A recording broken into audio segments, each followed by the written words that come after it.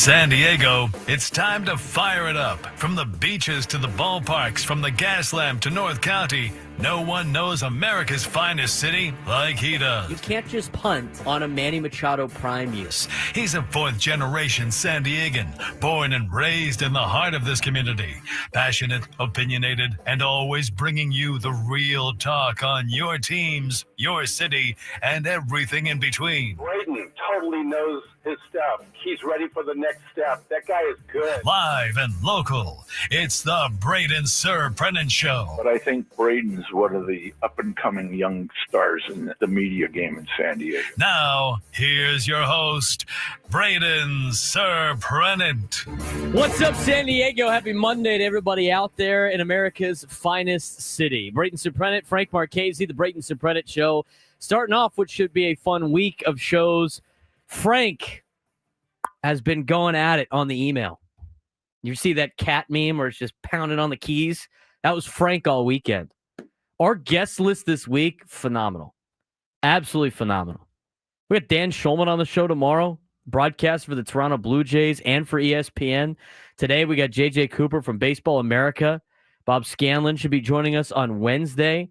Nick Allen, Atlanta Brave, and San Diego native should be joining us sometime on Friday. I mean, we got a packed week full of great baseball guests. A round of applause to Frank Marchese. Well done.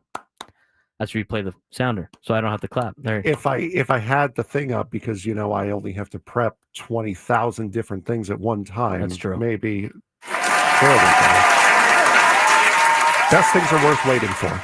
You don't have to. You get to. We got to remember, we phrase it differently. We get to do this. We get to do this. I am blessed to do 20,000 different things Yes. in a 2-minute period to get ready for this show. You know what? Because they know you can do it.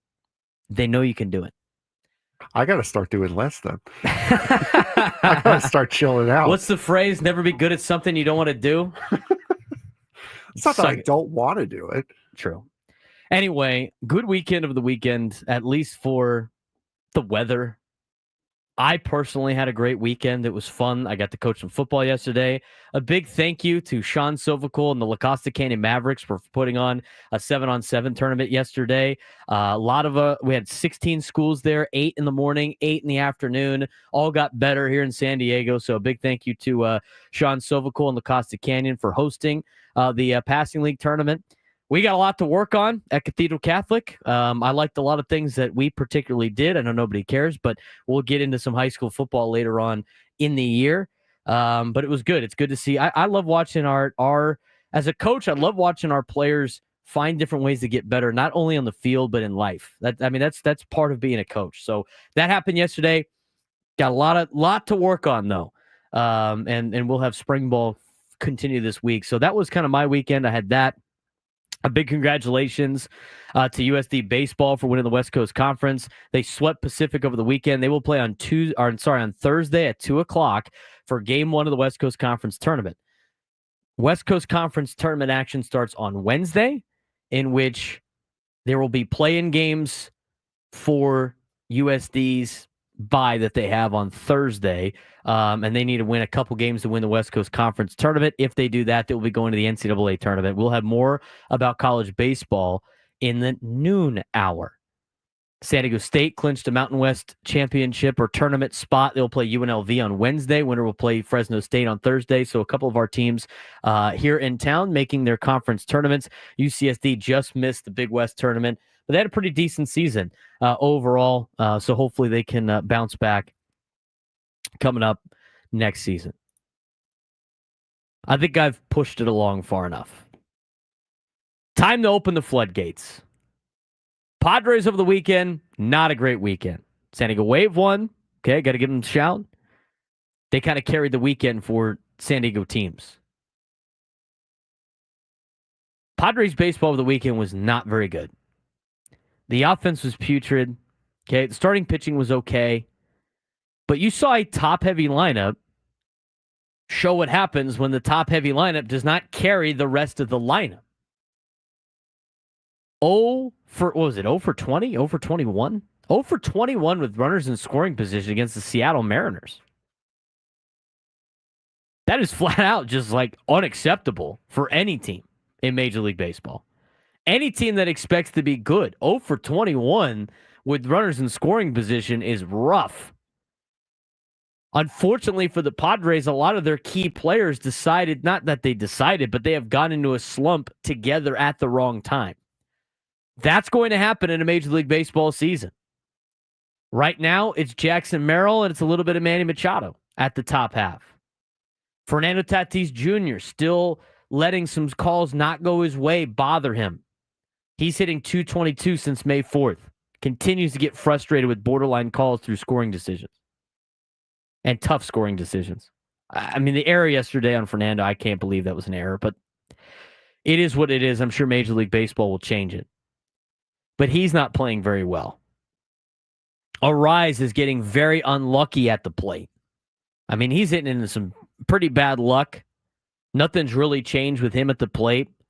His batting average on balls in play is .286. Does suggest that things might get turned around a little bit. But offensively, the top guys in the order had not been performing very well. You look at some of the highlights that were laid out over the weekend, and some big spots with the bases loaded and no out for some of the core players, they came up empty. Jackson Merrill came up empty a couple times. Manny Machado came up empty a couple times. So a lot of missed opportunities for the Padres, and it wasn't even against the Mariners' best pitching staff. Mariners' pitching staff right now is decimated with injuries. I mean, you could talk about Brian Wu all you want and how good he has been. He's been great at T-Mobile Park. He hadn't been great on the road. He looked really good yesterday. You know, Saturday's starter for the Mariners had like over an 8 ERA. I mean, it's not like it was Logan Gilbert and Bryce Miller and George Kirby coming in and dominating the Padres. We're talking about a Mariners team that just struggled mightily for the last 2 weeks. Padres were able to get them right. You're going to have some of these spells for some of these guys. This is one of the first times that Jackson Merrill, has kind of looked a little lost at the plate. I'm not worried about him, though. He's got to turn it around. Unfortunately, sometimes when you go through a little bit of spurts, you have your big players not hitting well at the exact same time. So from a negative viewpoint of this, yeah, it sucks. You get swept by the Seattle Mariners at home. 0 for 21 with runners in scoring positions, flat out unacceptable. They use the long ball. I don't think the Padres have to. I think you're going to get home runs, but this was one of the first times that the Padres looked like in the box, looked like they were trying to do too much. That hadn't been the case for probably most of the season. The only time that it looked like the Padres were trying to do too much at the plate is when they were missing Arise and they were missing Merrill and they were missing Cronenworth, and then the top three guys in the order, highest paid players on the Padres, were trying to do a little too much.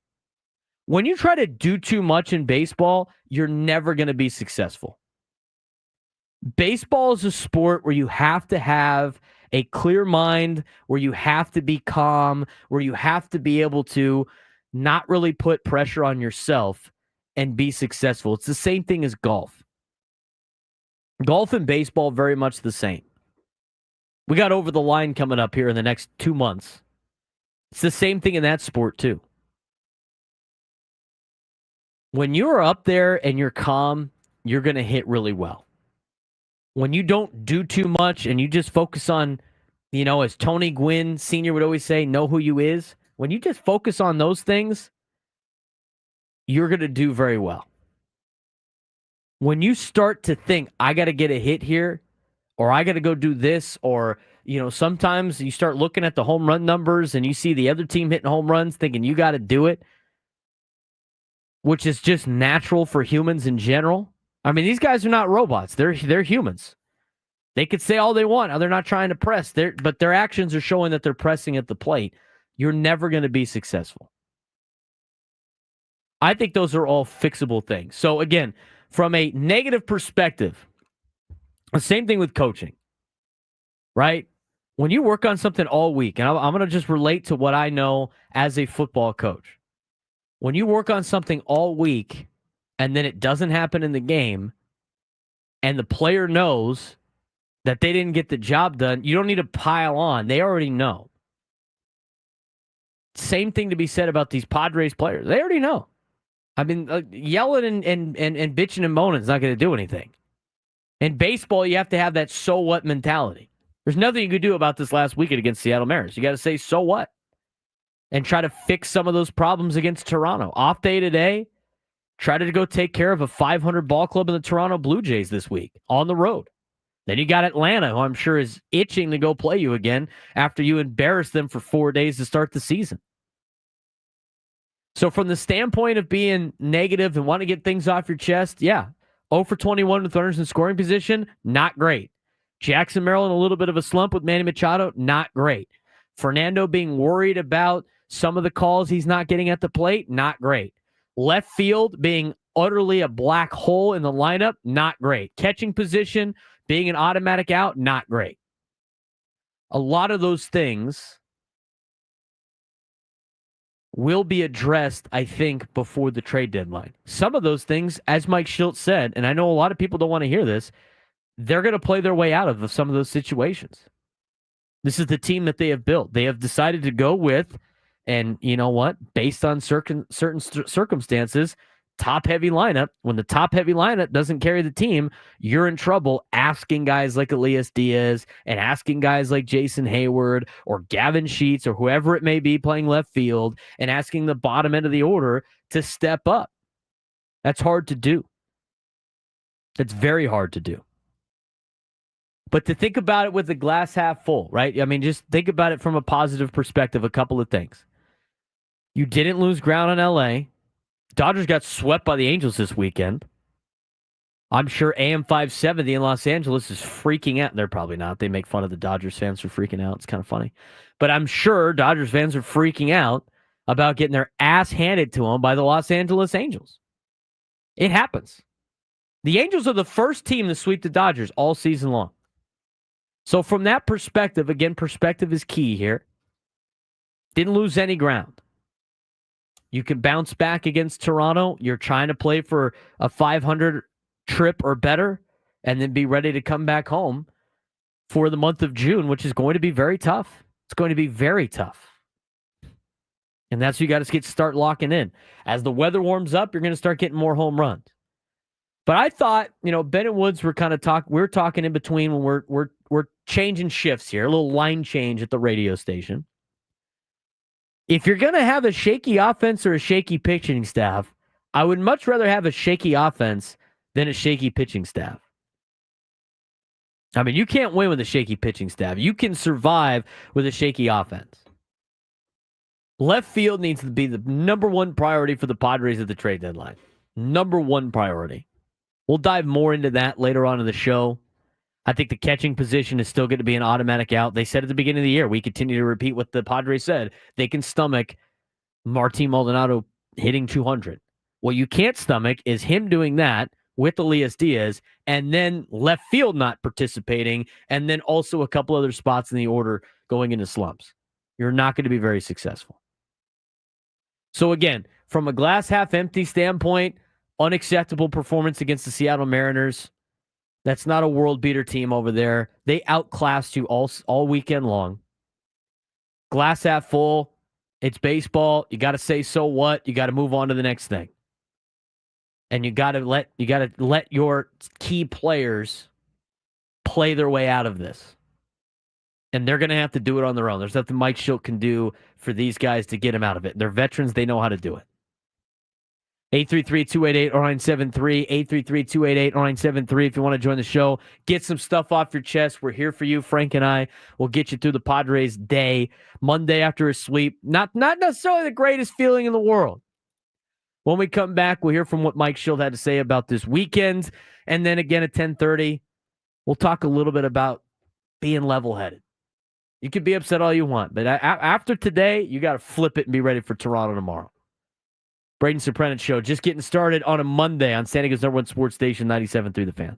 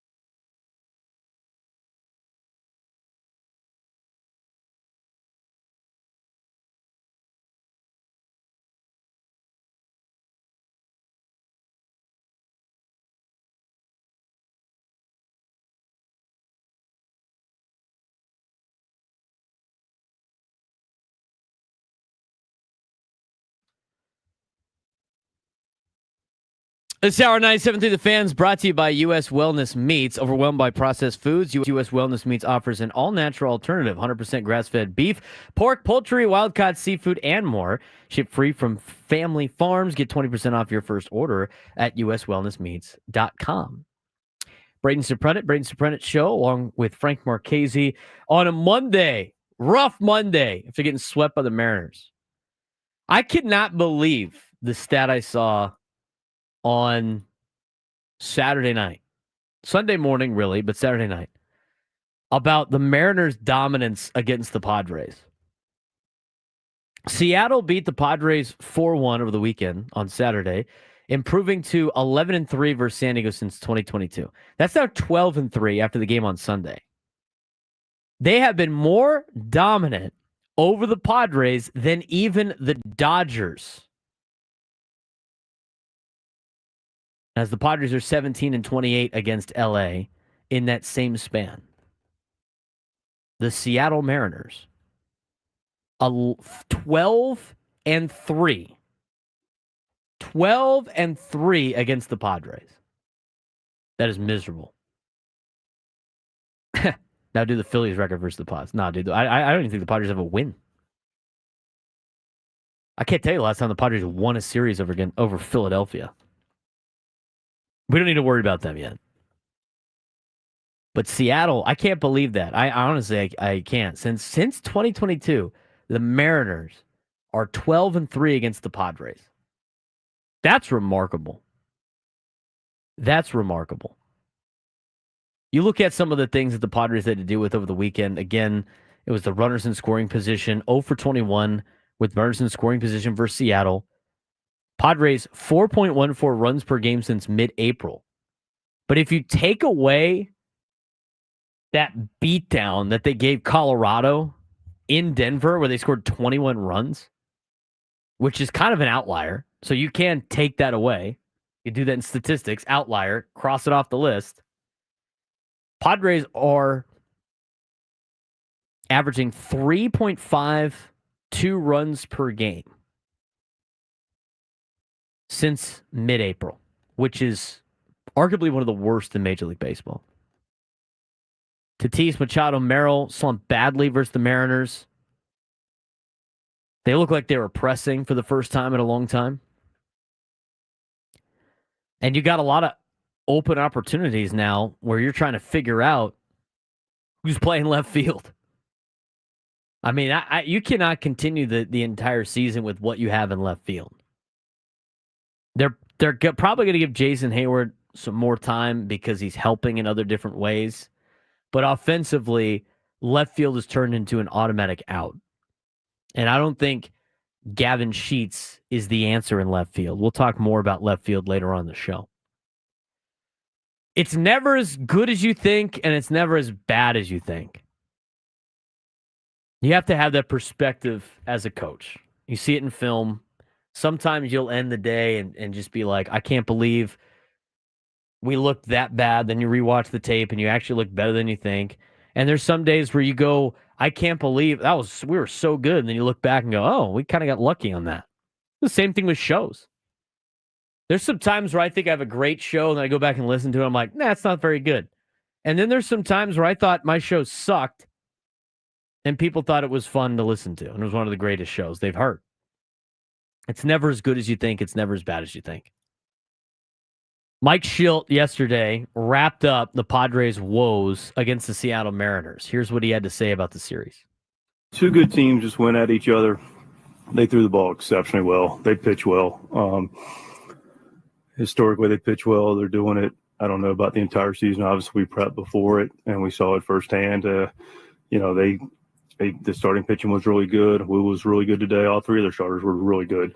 A lot of different pitches located, changed speeds, had a clear plan, executed their pitches.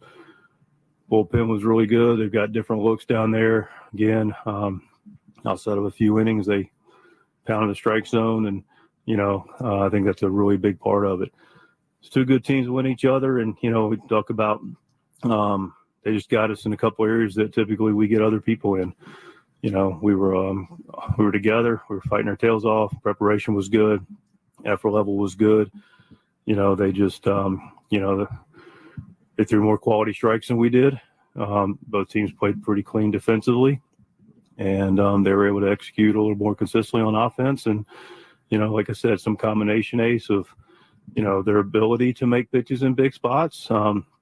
But that being said, we do have higher expectations with when we get opportunities to deliver more than we did this series, and we will, and we have, and we will, and but tip of the hat, and we'll figure out how to get back on it.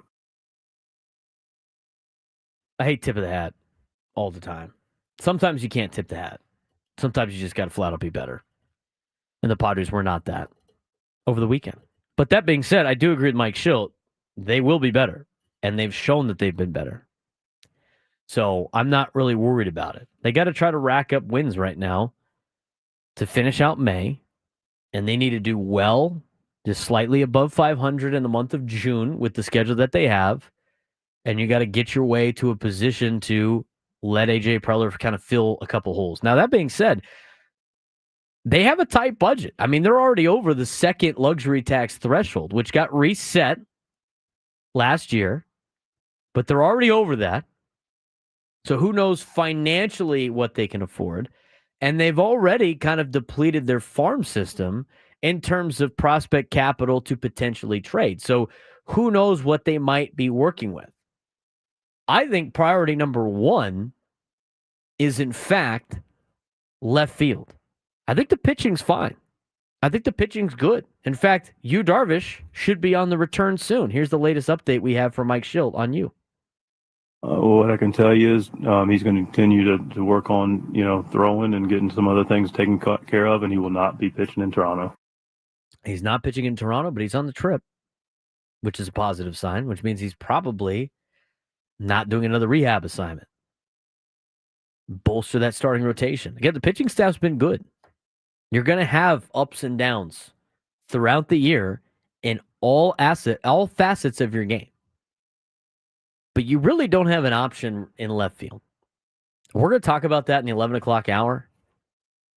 You don't have an option on your current roster. You don't have a good option currently in the minor leagues. You really have a major problem in left field. We'll talk about that at 11 o'clock. But you have to keep a level head. It's not great getting swept at home for the second time to an American League team, but it's going to happen over a season.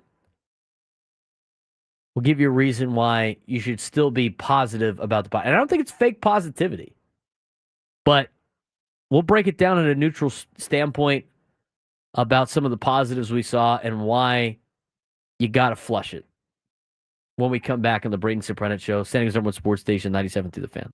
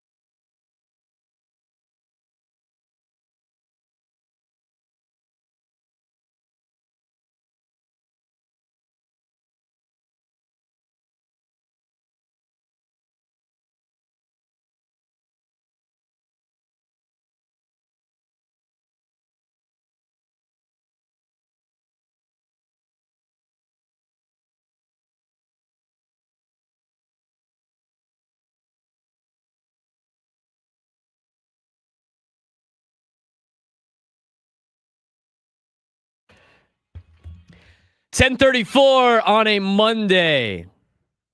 The chat is actually better than I thought it would be. I was a little concerned today, Frank. I was a little concerned today about the YouTube chat, but everybody's been behaving. I think people understand you can't get too high and you can't get too low. Maybe. The 0 for 21, I can't have that. That's not good. Not great. Not great, Bob. Not great. It is certainly nice to see that we've at least learned the people a thing or two or three after the last rough series that the Padres had, and how you have to be calm and relaxed and just take every day as it comes. Very nice that they are learning a very valuable lesson in keeping your sanity for as long as possible. Should have seen the Benwood show this morning. Doom Central in the chat. I'm glad we're being more positive in the middays. You can't overreact to this stuff. I do love, the risk is, it's funny, the Padres have taken a risk with left field like the last 2 to 3 years. And sometimes it works out, and sometimes it doesn't. And we mentioned that in spring training. For every Jerkson Profar, Donovan Solano, David Peralta, there is a Yuli Gurriel, Rougned Odor, Matt Carpenter. You're taking major risks in some of these veterans that you can afford because you've spent the money already on other players. So from that perspective, it didn't work out. I don't think it's ever going to work out with Jason Hayward. Get as much out of him as you possibly can in terms of helping everybody else out. He was out there teaching Gavin Sheets yesterday how to play his position after he didn't start for the last 3 days against right-handed pitching. He's on his way out. There's no ifs, ands, or buts about it. He's probably not going to get picked up on waivers. And maybe he comes back as a coach. I don't know. I bet you ride it out with him for a couple of more weeks, but I don't know how many more weeks you could do that when you are going through an 0 for 21 with runners in scoring position. Here's the thing, and we're going to talk about this in the 11 o'clock hour. You don't have a lot of answers in left field. I saw people in the chat going what about Raimel Tapia in the Mexican League? If people and scouts believe that Raimel Tapia could be doing a better job than Jason Hayward in left field, he would be on a major league roster. If people thought that JD Martinez could play to what you would have to pay him to go out there and play, if they thought that was worth the money, he would be on a roster. He's not. Sometimes these guys outprice themselves anyway because they don't actually want to play that bad. Anthony Rizzo at the beginning of the season refused to play for $1 million. Refused to play for $1 million. Is anybody giving that guy more than $1 million? Is what he brings to the table worth more than $1 million? The answer is no. He knows that. He doesn't want to play that bad. I would probably say the same thing about JD Martinez. Everybody always brings him up like he's going to be some savior. He's never going to be able to do it. He wants too much money for what he would bring to the table. Raimel Tapia was just I get it. I would rather see Brandon Lockridge out there trying to be an everyday starter than Raimel Tapia, whose last time in the major leagues hit under 200. Brandon Lockridge's doing better than that. There's not a lot of answers out there in terms of just picking somebody up. If somebody believed in David Peralta at age 37 could go out there and do a better job than what you're seeing right now, you would see him on a roster. So there's not a lot of options. This is what you decided to go with at the beginning of the year. This is what you could afford. Chris Taylor was mentioned before Unless he's just pissed off he got DFA'd, he's been doing the same thing as Hayward, if not worse, for the Dodgers. So from that perspective, it's not like you're going to be able to pick somebody up and he's going to be great. If you pick anybody up right now, he's going to be the exact same as what you currently have. You're taking a major risk. Now, trade deadline's a little bit different. And it's a little bit too early to start making trades in left field because there are teams that still think they're in it. There are teams that are not ready to punt yet. And you got to make it through the entire month of May and probably the majority of June before you start seeing teams rise and fall. There's not a lot of teams that are going to be making sell moves in the month of May. That's a tough sell to their fan base. Unless you're like the Marlins or somebody like Colorado who going into the season had no expectations to begin with. So from that perspective, you're not going to be able to get anything done. Now, I think a lot of people keep pointing the Padres and trying to make the connection with Baltimore. Baltimore's a mess right now. They just fired their manager over the weekend. Baltimore's not going to make a trade sell move yet until at least another month. They are hoping that firing their manager might kick them into gear. So we're still a little bit away. Still a little bit away. But from a positive standpoint of the weekend, and again, JD Martinez, and it is he didn't want to play for any California team because he didn't want to pay the access and taxes. It's just he just doesn't want to. He doesn't want to play that bad. So stop throwing his name out there. He ain't coming here. Reason to be optimistic. Okay, this stuff happens. It's going to happen throughout the season. I already mentioned that before. Even during hot runs for the Padres, they won 6-7 straight games in a row. I mentioned they're going to lose like 4 or 5, maybe even 6 games in a row throughout the season. It's going to happen. What you can't have is multiple long losing streaks in a year. That's what you can't have. If you think about the last time the Padres were swept back against the Rays, it ended up leading into a 6-game winning streak. It's the ebbs and flows of the season. There's going to be times where they get their ass kicked.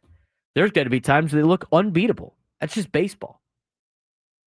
The things to be concerned about are players at the plate trying to do too much, not doing what they've been doing all year, not sticking to the approach. That is a problem that needs to be addressed, which I think it will. Not being able to get clutch hits with runners in scoring position. But again, I've heard this from Tony Gwynn Jr. multiple times.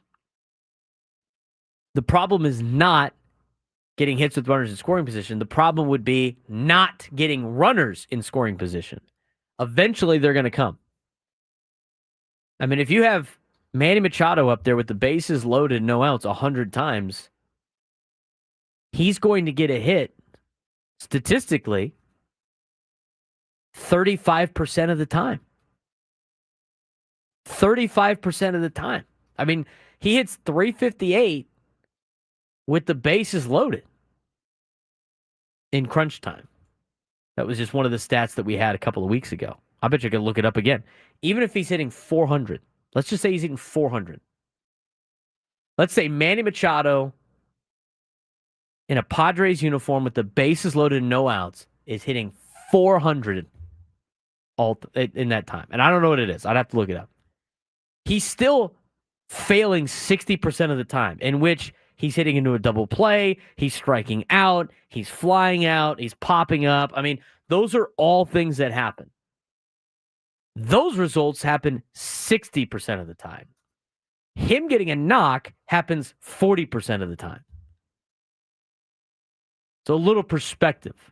It's going to happen. Unfortunately for the Padres, for all of their guys like Tatis, like Machado, like Jackson Merrill, they all happen to be on the 60% side in a row than the 40% side of getting a hit. The other reason why you should be flat a little positive about it, you didn't lose any ground in the standings. I think it's fun to talk about the Padres being the, quote, best team in baseball and being near the top of Major League Baseball. I think it's fun. It's not necessary, though. You don't get a trophy at the end of this. You don't get a President's Cup like in hockey, even though that doesn't really matter anyway. It's fun to talk about. I think it's fun to puff your chest out a little bit when you say your ball club's the best team in baseball, but at the end of the day, it doesn't really matter. It's a long, grueling season. You didn't lose any ground on the Dodgers this weekend. Thank God. Thank the Lord. Because the Angels went into Dodger Stadium and beat up on the Dodgers. They seem to have the Dodgers number. I don't know what it is, but they seem to do it. So you can't have guys having multiple slumps at the same time. It happens in baseball, but at the end of the day, it's not the end of the world. Mike Shildt yesterday talked about his concern level and whether or not he's concerned after this weekend series. I don't think you should be that concerned about the Padres after this weekend series. It's going to happen. Here's what Mike Shildt said about his level of being concerned after getting swept by the Mariners. This is one of those things where, the game tests you. It actually is paints even clearer a picture of when we're going well, which is a lot of the time what we do to help us win baseball games. And we've done that a lot. And we're going to do it again. It also proves conversely when you get into, face a club that's well-rounded in a lot of different areas like that club. That's a good team over there. They played really well. They played good baseball the whole weekend. But that's what, series are, figuring out the nuances of those series and where those edges are. And, we've won a lot of series. We're going to continue to win series, but just crystallizes like, you got to throw strikes. You got to execute with quality strikes. And when you get your opportunities against especially, teams that have more consistent pitching, and way easier said than done. I'm not sitting here saying it's easy, but we can't alibi it either. We got to figure out a way to continue to take those good at bats. And sometimes, we still do that and you don't get rewarded. And a couple of times that happened in this series too. So it's a combination of things. But there's no concern on my part at all. We just get back to playing our game. We know what that looks like, and we'll be ready on Tuesday. There's not really much anymore that you need to say about it. There's not really much more that needs to be said. It's an unfortunate weekend for the Padres. Not fun. It's not getting fun getting your ass. It's not fun getting your ass kicked all weekend at home to the Seattle Mariners in the Vedder Cup. It's a bummer, dude. Not going to win the Vedder Cup this year. Or you sweep Seattle at T-Mobile Park, tie up on the run differential. Xander Bogaerts with the highest exit velo. Gets the cooler dumped on him on a Sunday in Seattle. Sleepless in Seattle. Vedder Cup.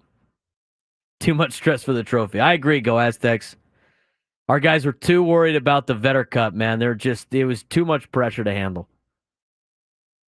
Got to be focused on a regular series now, coming up in Toronto tomorrow. Too much pressure on the Vedder Cup. I saw some of those comments this weekend. I don't like watching the Padres get smoked, but the funniest thing is the Facebook page. Oh, the hot takes on the Facebook page or the Reddit page kill me, dude. Absolutely kill me every single time. Every single time. We're hyping up the Vedder Cup too much. It's the Vedder Cup's fault. No, it's not, dude. No, it's not. Guys don't even realize it's a different game. Even if you ask them the question about it. Most of the guys didn't even know who Eddie Vedder was or could name a Pearl Jam song. That is a little shocking to me. I'm around their age. I know many Pearl Jam songs. I am an old soul, so maybe that's part of the case.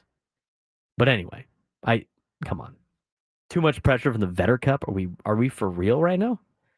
Are we for real? I think at least on this show, we've made it pretty clear that us hyping up the Vedder Cup is nothing more than sarcasm and a bit. Oh, 100%. Pomp and circumstance. Get people excited for nothing. 833-288-0973. 833-288-0973. Kevin and Chula Vista here on the Braden Surprenant Show. What's going on, Kevin? Oh! Kevin, where you at?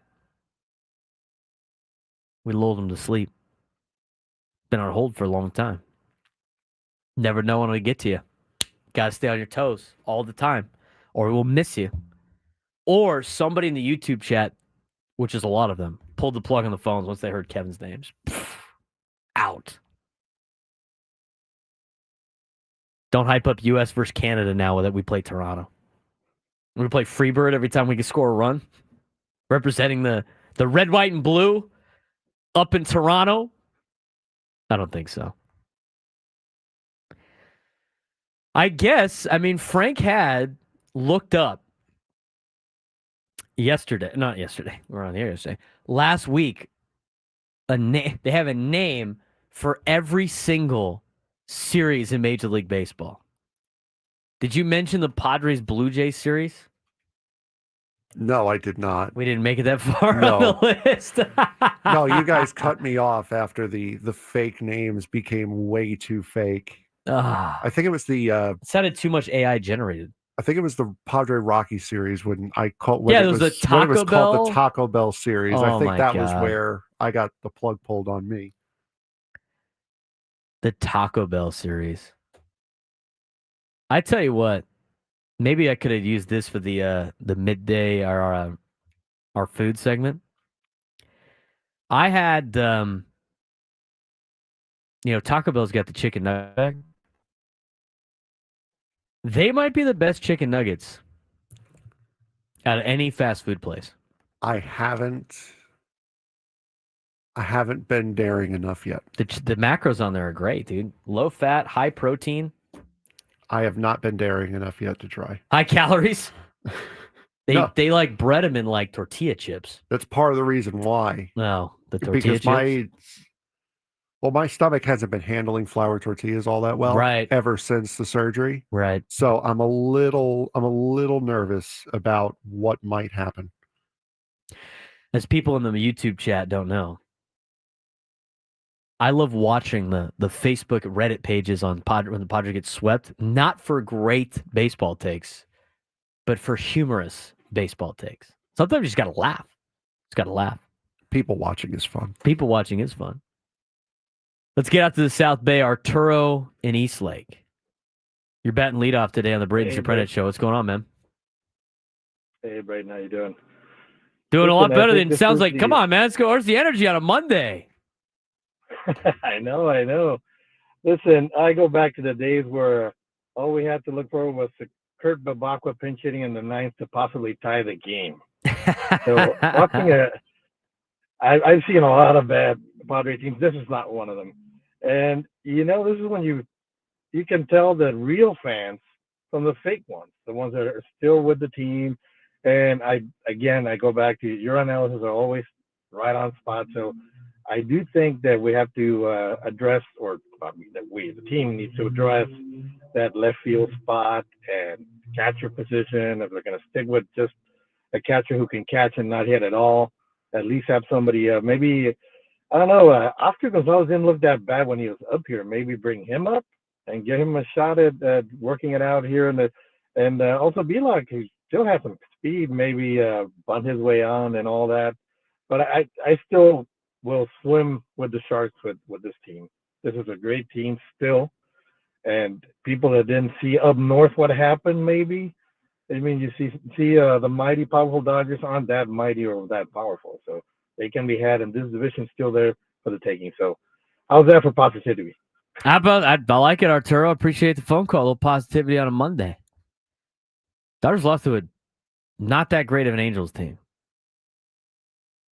They got smoked all 3 days. Clayton Kershaw looked bad in his outing coming back. They're so bad they DFA'd 2 of their veteran players. I would imagine Max Muncy's days are numbered up there too. Not worried about them though. You don't have to worry about them till June. 833-288-0973. 833-288-0973. Had somebody weigh in on Twitter. Slumps happen. The lack of power isn't a slump. It's a trend now. Their 3-run homers or lack thereof is a problem. Having catchers not hitting isn't a big deal. If the rest of the lineup was hitting, Padres have massive holes in the middle and bottom of their lineup. They do. They don't have power hitters. They don't have power hitters on their team. It's not a lack of power. They just don't have power hitters. all of their, quote, power hitters are not power hitters. They're gap-to-gap hitters. Manny Machado's a line drive, gap-to-gap hitter. That doesn't mean line drive hitters don't hit home runs. They can, and they usually do it in the middle of the summer. But he's not a power hitter. Xander Bogaerts is never a power hitter. Fernando Tatis Jr. is not a power hitter. That guy's a pure hitter. Jackson Merrill, not a power hitter. He's a pure hitter. The only power hitter you really have on your team is Gavin Sheets. Should Gavin Sheets play left field? I don't know about that. Arturo brought up Oscar Gonzalez. There's not a lot of options for you out there. We'll talk about left field when we come back. Get back to your phone calls. Kevin, Jason, Juan. Stay on hold. We'll get to you when we start the second hour of the Braden Surprenant Show, San Antonio Sports Station 97 to the Fan.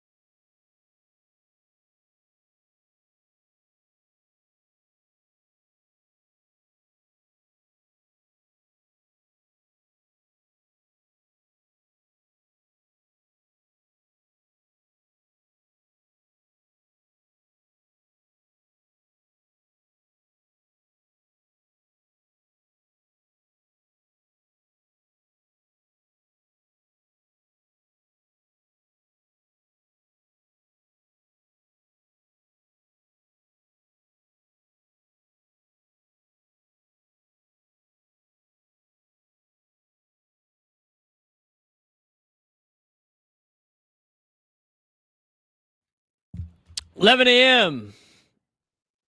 on a Monday. Padres fans depressed. It's swept by the Mariners over the weekend.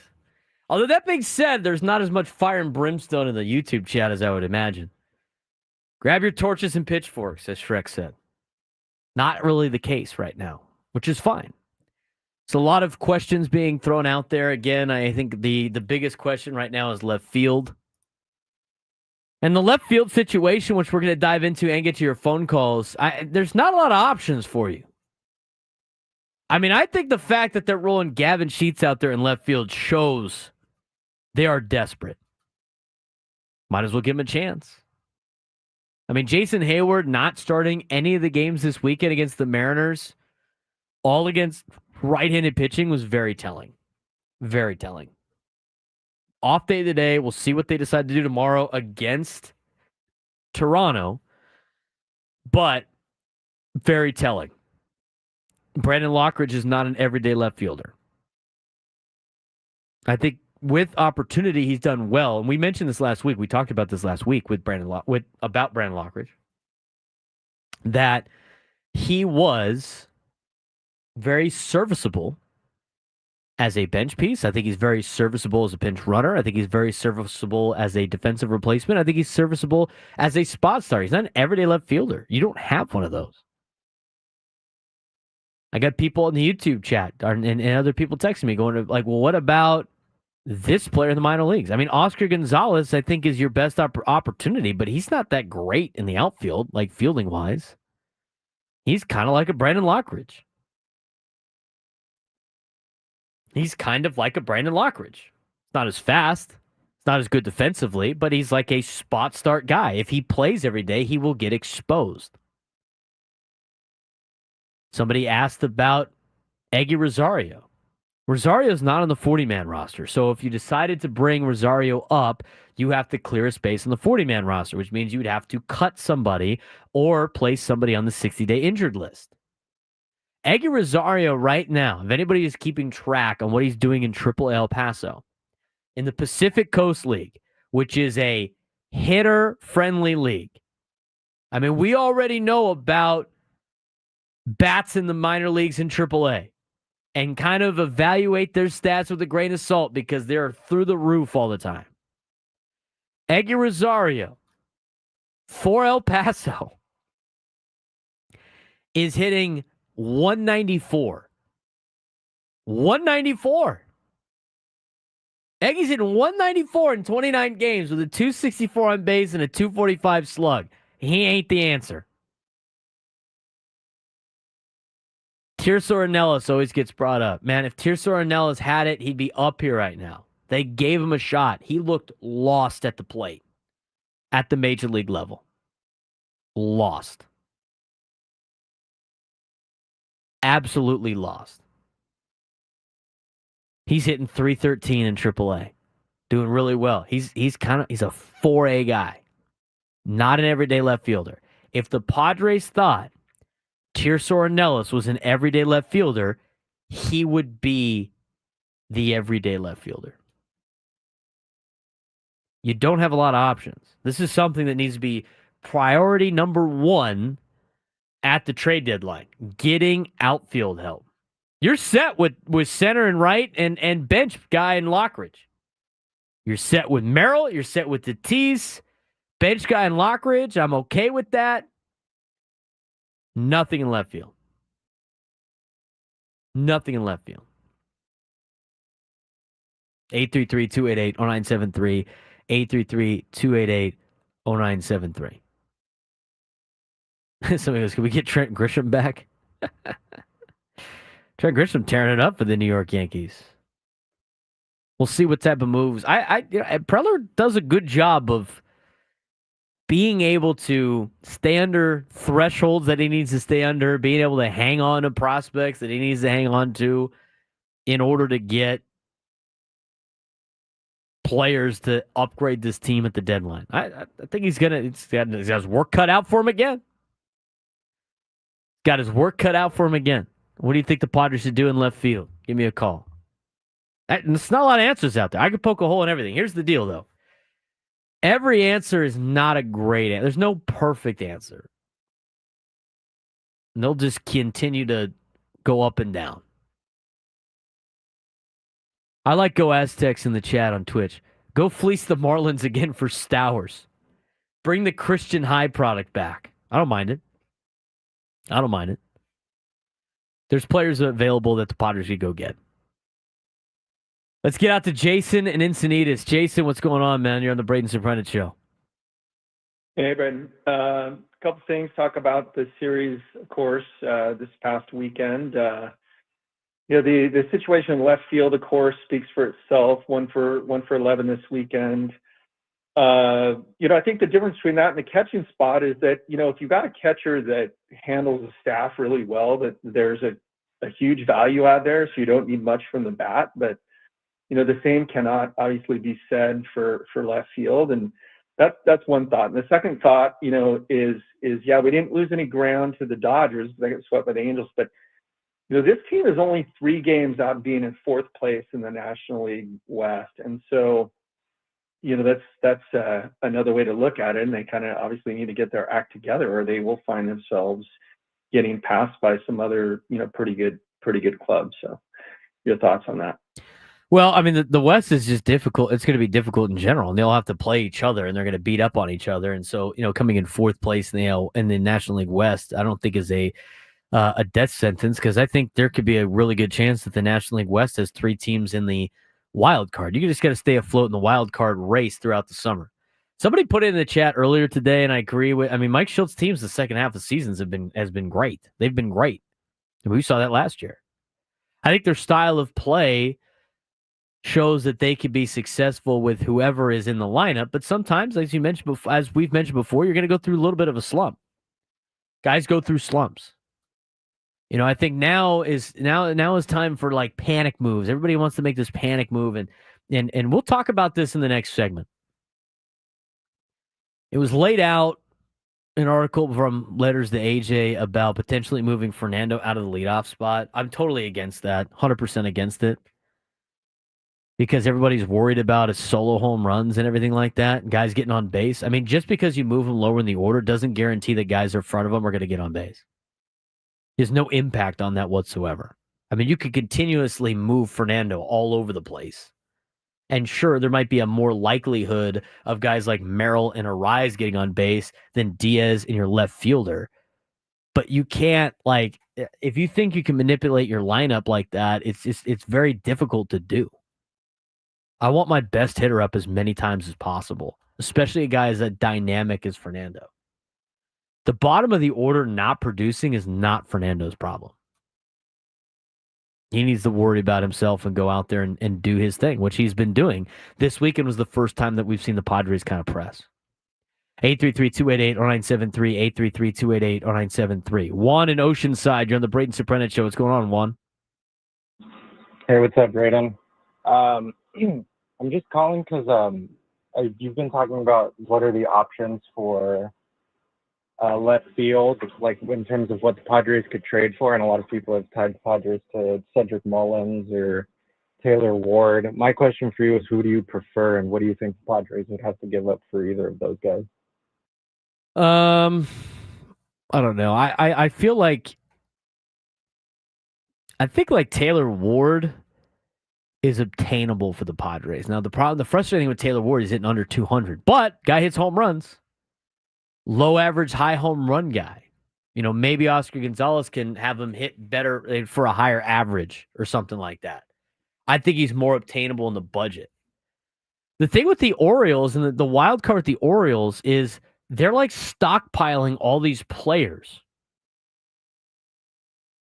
And they're not getting rid of any of them for pitching, which they should have done the last 2 seasons. And now they have this like back end logjam in the outfield that they're getting stockpiling players. So I don't know what they're going to do. I don't know if they want to. They like keeping all these guys. I mean, they're almost like prospect hugging because they don't want to ship anybody off. So from that perspective, I don't know what you would have to do in order to get a guy like Cedric Mullins or anybody really in Baltimore. Just because they didn't trade those guys for pitching that they needed.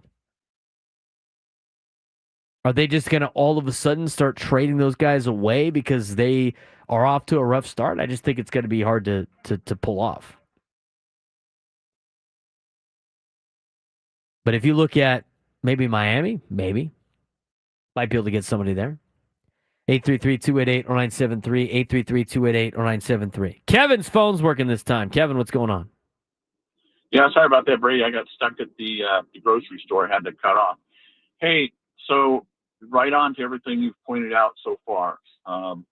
Look, the Mariners, believe it or not, if you were to start the World Series today, they'd have to be a top choice coming out of the American League. So, this is not a slouch team. They have improved their hitting. They've done almost a 180 from last year. So sometimes you got to give credit to the other guys because they're quite good. And I don't think you pay enough attention to that down here, being in the cul-de-sac. That's number one. Number two, as far as this continuing drama about, who we're going to replace in left field. Look, we made the decision a few years ago to trade out a lot of guys that could have helped this team now. We made that decision knowingly, and we're paying a price for it now. So it is what it is. The two candidates for trade that you might have to trade away in the Padres, dependent upon whether Darvish ever comes back and ever stays healthy again and available, potentially could be Randy Vasquez or Kolek. That's it. That's the only people on that roster that you've got currently that are really tradable. And I don't know how much you could get for either of those two pitchers, but that's it. And so to expand one last thing on your point about left field, Braden, it's not just been left field that they've had a hole in. First base, they've not replaced Hosmer. They never have. And so you've got a hole there where traditional power position, it isn't. Left field, hole. Traditional power position, isn't. Catcher, musical chairs, still. So this is the same drama that's been going on here. And the hands of AJ are now tied. So all of these folks are saying AJ should do this and AJ should do that. My challenge to anyone would say, what are you trading? What do you got? Right? Well, yes. And here's the other thing, too. And Kevin, I appreciate the phone call. When it comes to what you have to trade, you and I have no idea how 29 other clubs evaluate the players that the Padres have. You look at MLB's top 30, right?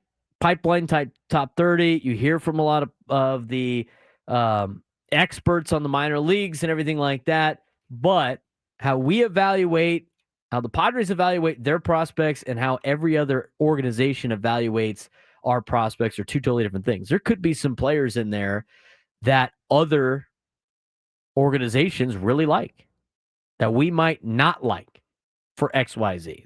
There's some players in there that other organizations think they can fix. And they have the intangibles that they know that they can't teach that they like. So there's players in the organization that other teams are going to like. And you're going to see that when the Padres make a trade at the deadline. It's not always just like the top two players. I mean, think about this. I mean, Luis Campusano was ranked one of the best prospects in Major League Baseball for like 5, 6, 7 years in a row. He hasn't done anything at the Major League level, and the Padres never traded him. Did they never trade him because they wanted to keep him, or did they never trade him because nobody wanted him? You never know what's going on in these conversations behind the scenes. 833-288-0973, 833-288-0973. A couple of things that you look at when it comes to the Padres offense. Some people already want the hitting coach gone. Not a lot of power. We'll talk more about that when we come back and how the style of play for the Padres, I think, is a benefit to them even if they go through a little bit of a slump. There are some big reasons why the Padres have success with their top-heavy lineup and getting some contributions. But when they go away from these things, it starts to go bad for the Padres. What is it? We'll talk about it when we come back on the Braden Surprenant Show, San Diego's number one sports station, 97 through the Fan.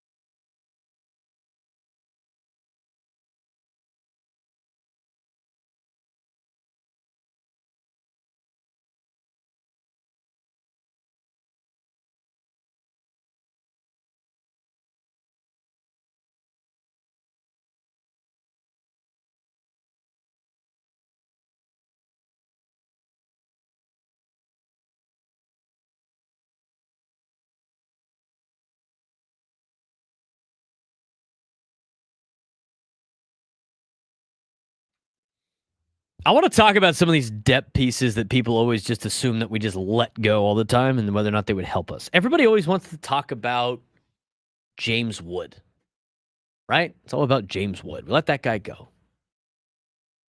Yeah, you did. Now, we're going to get to that in a second. But this hour on 97 to the Fans brought to you by City Cruises. Set sail with Randy Hauser as he lights up the bay for an exclusive concert cruise like no other. Join us Friday, May 23rd with City Cruises live in San Diego for an epic night of country music, dinner, drinks, and skyline views. Get tickets now at citycruises.com/live. Yes, it would be nice to have James Wood right now. But you have to give something up to get something in return. And again, you look at it from the perspective of when the trade happened. Do you get to the National League Championship Series without Juan Soto and with James Wood? The answer is no.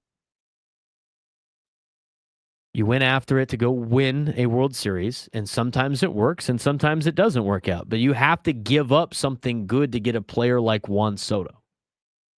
Same thing with like Abrams. The decision came down to C.J. Abrams or Jackson Merrill. You take your choice. Padres picked Jackson Merrill over C.J. Abrams. I've mentioned this before. You're never going to have all the best players that are part of your organization. Some of them are going to bring other players in. You traded James Wood for Michael King and Dylan Cease. He was part of that deal because you and people don't like the transitive property, but you don't know what type of players you would have got for those guys in other spots. I mean, half your rotation is from that Yankees deal. So from that perspective, it was never going to be him in left field. You can't hand pick the players that you want back that ended up working out. Let's talk about some of the depth pieces you traded last year.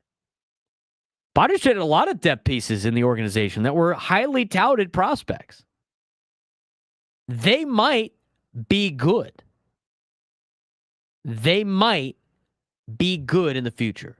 But right now, we're talking about right now, where your answers are in left field. Let's talk about some of these guys. I think a lot of them were sent to Miami for Luis Arraez and for Tanner Scott. You look at some of the players you gave up. You gave up Jacob Marcy. Who can tell me what Jacob Marcy is currently doing in AAA for the Marlins? Let's just look at that from a perspective.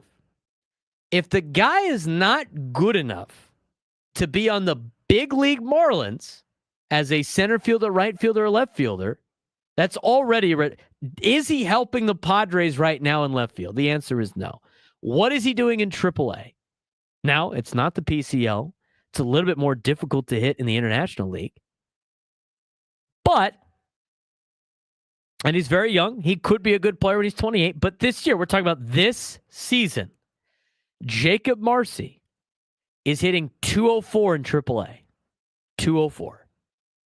With a 324 slug and a 698 OPS. Is Jacob Marcy helping the Padres right now in 2025 in left field? The answer is no, the hell he's not. Depth piece that you traded for Luis Arraez. Let's talk about another depth piece. A first baseman, left fielder, right fielder, and Nathan Martorella. Martorella was part of the Luis Arraez trade. Martorella plays the position you're talking about. Martorella, not in the major leagues. In fact, he's in AA in the Marlins organization. He's 24. He could be good. Is he helping in 2025 for the Padres? He's in AA right now in Pensacola. He's hitting 224 with a 664 OPS, 3 home runs, 17 RBIs. Edgar, you did not trade for Bogarts. You signed him. That was a signing. Is Martorella helping the Padres in 2025? The answer is no, the hell he's not. Also part of the Arraez. All right, all good, Edgar. All good. Dylan Head, first-round draft pick for the Padres in 2023. Center fielder, left fielder, right fielder. He's only 20. He could be good. He could be a stud one day. He's not helping you in 2025. He's in single A. I don't even know if it's high A or low A. He's in Jupiter in the Florida League, which I think is low A, the Florida State League. He's 20 years old. He's hitting 267 down there with a 753 OPS.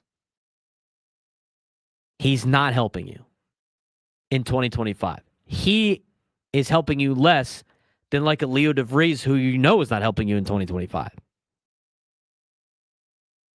Dylan Head. The last outfielder that you parted ways with was in the Tanner Scott deal for a rental. This is a guy that probably might be helping you, maybe. He's 24. He's on the big league club. He's with the Marlins right now. He's got a negative 0.3 WAR in Graham Pauley. At the big league level, third baseman, second baseman, first baseman. Maybe he can help you in some capacity. Obviously not a left fielder. He's hitting 211 for the Marlins with a 551 OPS, and his OPS plus is 51. He's not helping you. These are all players that were considered depth players in the organization that were coming up, right? These are the depth players that are coming up. They were expected to fill roles, and they're talked about how they're great they're going to be. None of them are doing anything right now in other leagues. Or sorry, in the minor leagues for the Marlins. They're not. They're just not. In the future, they might. But right now, when you want to win in 2025, they're not helping you. Robert Hassel III, that was one of the guys, right? One of the players. He was a first-round draft pick, Robert Hassel. He's not doing anything for those guys in Washington. So when you look at it, obviously, you always want to pick out like the one guy that ends up being a stud, but you were never going to keep all of those players. Sometimes they get backlogged. You could be the Orioles right now. Look at the Baltimore Orioles. One of the best farm systems in Major League Baseball. They kept everybody. And they have refused to trade some of those players to help their Major League roster. What are they doing right now? They're in last place. Sometimes you have to part ways with certain talent to make your current ball club better. And sometimes those guys end up having good careers somewhere else. It happens. But to say that you were going to keep all these guys was just a fallacy to begin with. You want to talk about being... Look, I'm not upset about the Wood thing just because even though he's really good right now, he's probably could be helping the Padres right now because you made that move to go to the NLCS and you were a couple of games away from potentially going to the World Series. The depth pieces I will listen to are the ones that you parted ways with last year for a rental and Tanner Scott and for Luis Arise. None of those players are helping you this year. None of them are. So from that perspective, you don't have answers in left field. So I get it's always easy just to say, well, we traded all those guys away. You're not watching them play. Go look up what they're doing. They're not doing anything for anybody else. Maybe they weren't going to be big-time players anyway. Again, you got to look at, I love looking at the fan graphs where they have the predictions for everybody. What the player is expected to be at the major league level based on the scouting. If they are not an all-star, projected to be a future all-star is very slim, trade them. Sometimes you need a little bit of depth. I understand that. But you can find depth pieces. You can find bench players. If the guy's going to be a bench player, projects to be a bench player, you could part ways with him. It's not like you're hanging on. If you kept some of those bench players this year or last year, they'd still be bench players. They wouldn't be everyday starters for the Padres. And a lot of those players that the Padres traded away were never projecting to be an everyday starter in their position. You look at Robert Hassel III, another player. He's finally starting to hit a little bit in 2025 at age 23. He's hitting 277 in AAA. He's still not helping you in 2025.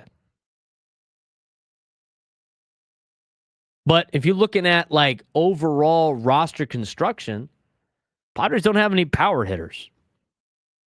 They are going with gap-to-gap hitters. And you know what? To be honest with you, the players that have done the best at Petco Park have been gap-to-gap line drive hitters, not power hitters.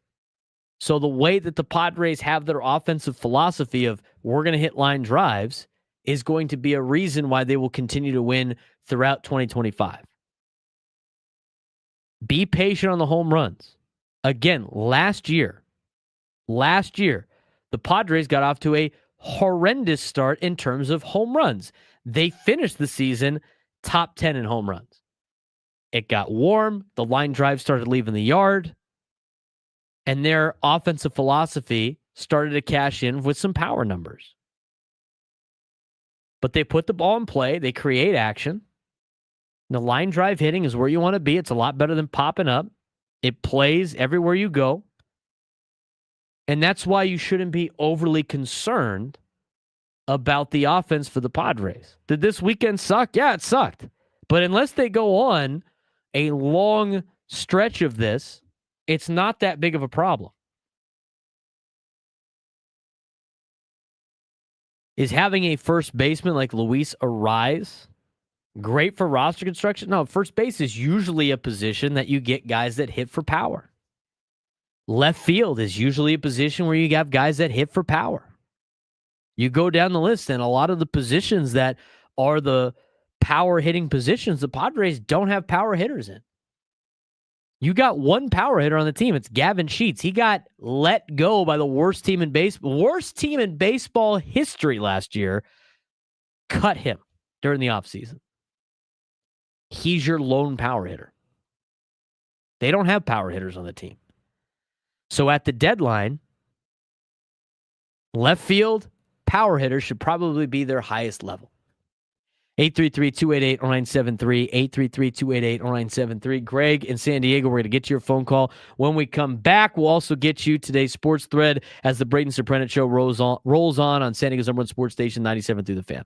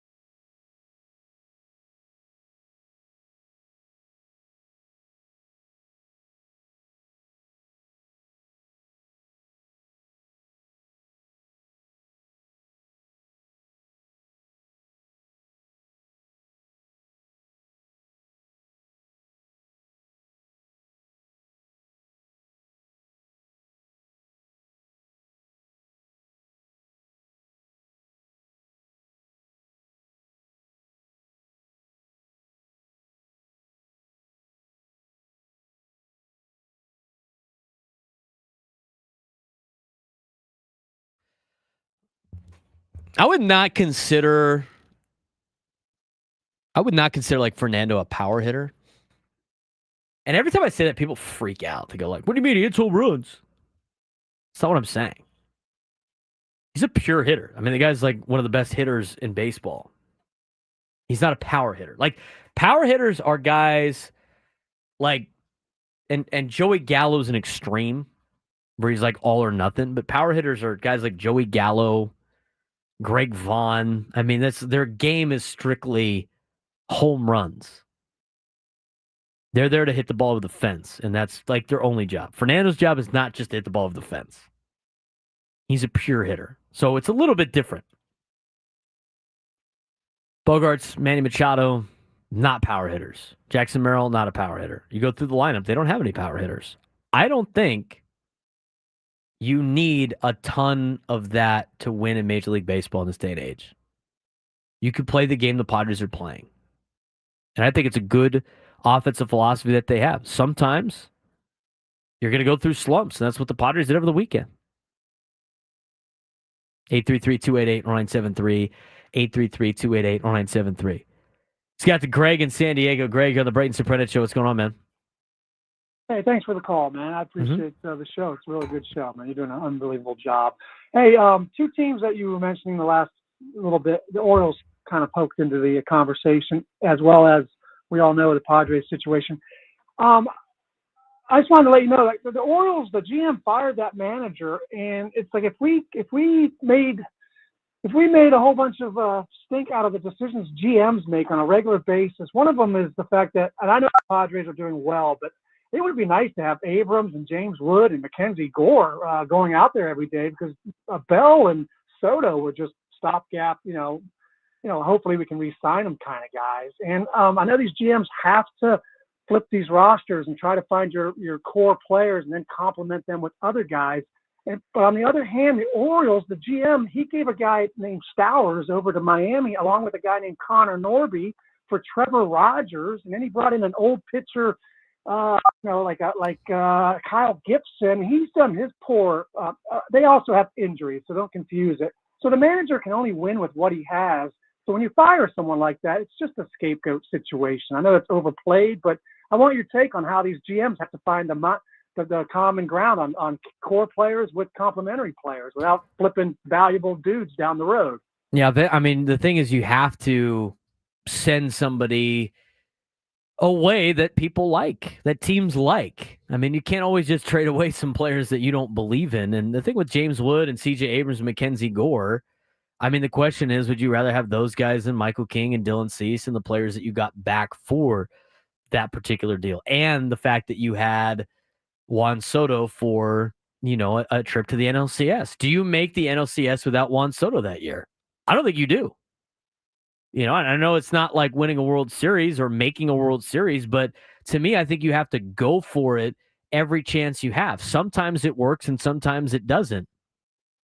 It would have sucked if you didn't go for it at that point, and then all of a sudden they don't make it as far as they ended up making it. And it's like, well, hey, we have all these core guys. You have these young players. I mean, think about where you're at with Mackenzie Gore. I mean, Mackenzie Gore had the yips that year. How many years did you have a Mackenzie Gore not even be able to throw a strike? And then he got up to the major leagues. He was okay. I don't think you should quit on guys that early, but it takes longer for pitchers to develop. And at that point, they were ready to move on to the next guy. Nationals were not making that move without getting James Wood. I mean, that was really the focal point of that move. And the Padres believed that they had a better player in Jackson Merrill over CJ Abrams. They thought those were the two shortstops where you couldn't keep both of them. You were only going to keep one. And that's the other thing. Like the Orioles are keeping a lot of players. I mean, they ended up trading some away. I mean, they are so stockpiled with players over there that you end up trading a guy like Stowers, and he ends up doing well for Miami.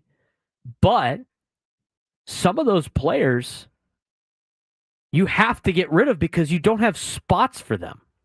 Because you collected all these great players. You need to trade some of them away. Some of them are going to be good, and sometimes you're right on some players, and sometimes you're not. But to me, when you evaluate these particular situations, I think it's easy to evaluate it based on what they're doing now compared to when you were in that moment, what you would have done. I mean, Gore, Abrams, and Wood could have all faltered, and you keep them all, and it's like, well, why did we keep these guys and not go make a move at the deadline? It's easy to do it from hindsight, but you have to think about it from the situation that you were in when you were making those decisions. I am all in favor of general managers, especially the ball clubs that I root for, making a decision at the deadline to try to make their current roster the best it possibly can to try to win a World Series. Because as we've talked about with the 2016 Cubs, you just never know. You just never know. You could talk about your core all you want. You could talk about, these guys are going to help in the future. You don't know if those players that help in the future are going to be paired with years where like Manny Machado has a down year, or maybe Fernando gets hurt, right? Or whoever your core guys don't live up to what you expected them to do. It's a different year every season. So from that perspective, I'm all in favor of trading what you got to an extent. Don't be reckless. Like, I don't think the Padres should trade Salas, and I don't think the Padres should trade DeVries, just like they didn't trade Jackson Merrill. You have to try to keep the two players that are in your org that you believe are the two players that are going to be up with you. Everybody else is there to get those players reps. 833-288-0973, 833-288-0973. Let's get to Brandon and Carlsbad before we get to the sports thread. Brandon, what's going on? Brother B, what's cracking, man? I'm coming here to fire people up, kind of firing off the cuff today, I agree with everybody and what you said. There's so many variables in baseball, right? Who you're trading, was it worth it? Does this player get hurt? Is this player going to still sustain this streak that they're on? You just never know. But what I'm here to shout out is the Friar Faithful. Okay, we got swept. But you know what? Smooth seas never made a skilled sailor. Look at the big bad blue up north.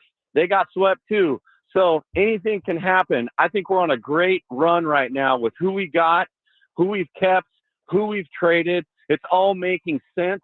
Now we can get down to the minutia with statistics and all of that and the logistics. But at the end of the day, man, we're on a good run right now. Hunker down, Friar Faithful. Don't let that sweep get you down. This is going to happen in baseball. I don't know, Braden. What do you think of all that? It's baseball, man. It's baseball. How many times, Frank, have we said you can't evaluate these games like NFL games? Exactly. You're going to go insane. There's going to be stretches. I've said this 1,500 times already on this show.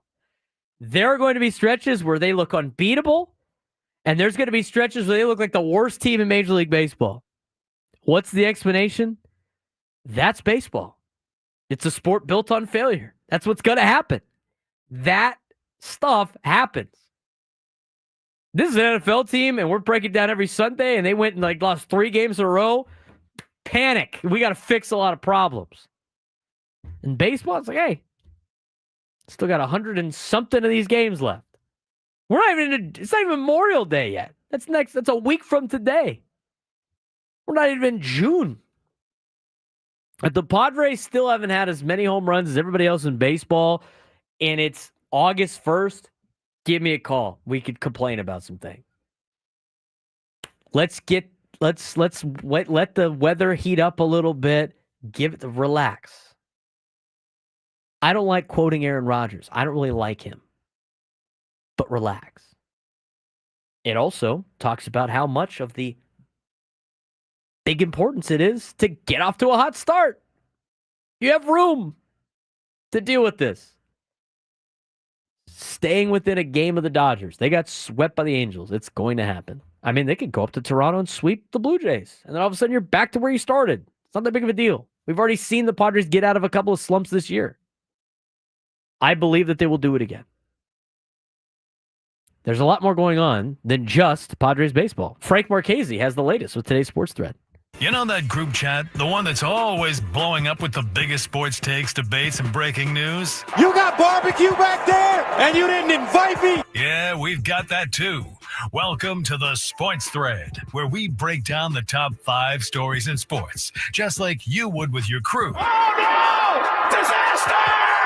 What a bad idea! No filters, no silence, just real talk. All right, Mr. Marchese, what we got today on a Monday? We got 5 topics, as we usually do Wow. most of the time, and we will start with... Number 1. The Florida Panthers have taken down the Toronto Maple Leafs after falling behind 2-0 at the start of the series. The Maple Leafs came into the playoffs with a lot of high hopes and fans ready to kick the no cup since 1967 sticking point. Seemed like it was going to happen, after winning both games in Toronto to start the series. The next 2 games in Toronto didn't go as well. Game 5 saw the Leafs lose 6-1, and last night in Game 7, the Panthers beat them again 6-1 to advance to their 3rd consecutive Eastern Conference Final against the Carolina Hurricanes. You might not think of Sunrise, Florida as a hockey hotbed, but this team has a clear identity and has had success to back it up.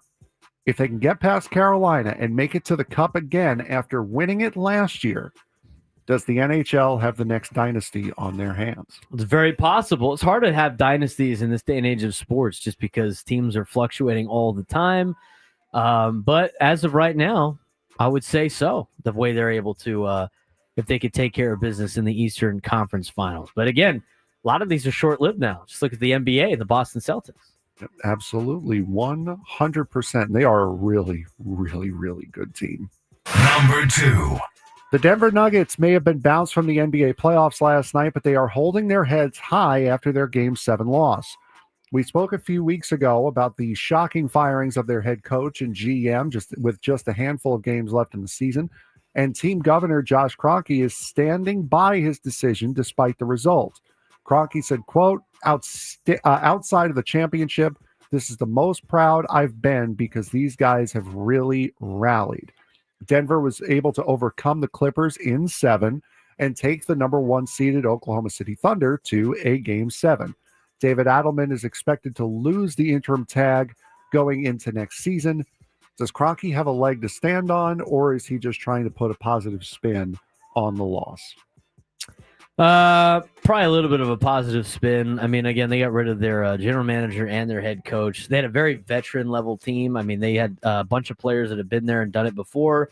And even though the Thunder are very talented, it's a very young team with not a lot of experience. And I think the experience made that a little bit tighter than you would think. So we'll see what happens in the future here with the Nuggets. But I don't want this to be as like, oh, yeah, firing your coach right for the playoffs is always a great idea.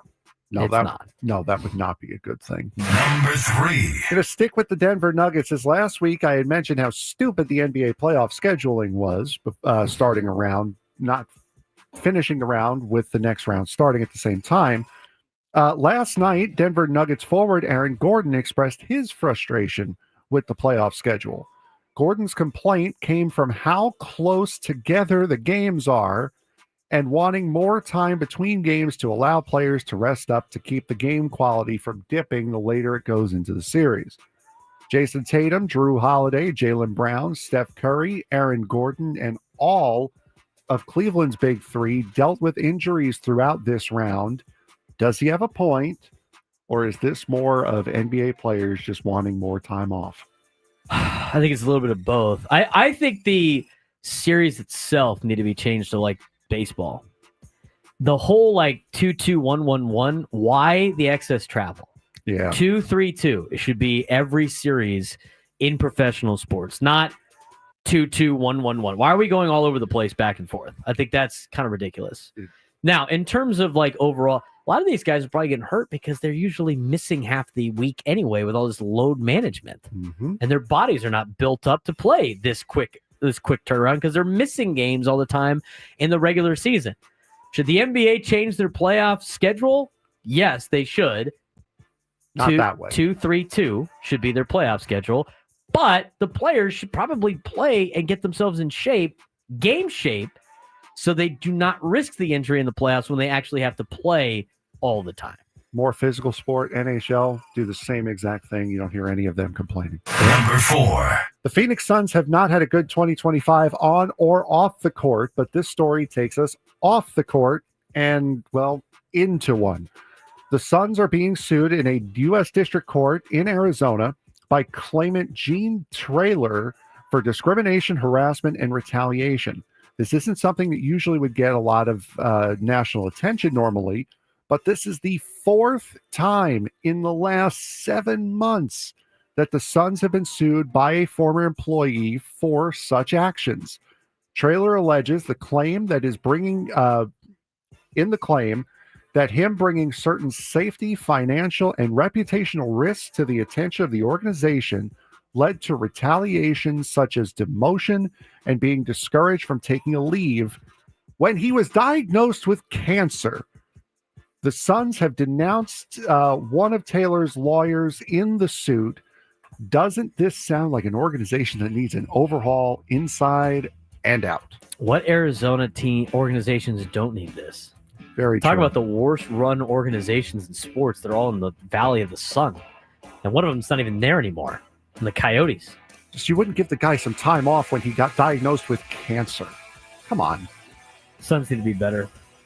Halfway through, we've enticed somebody to get Taco Bell nuggets in the lunchtime hour. We got more of that when we come back in the Braden Surprenant Show.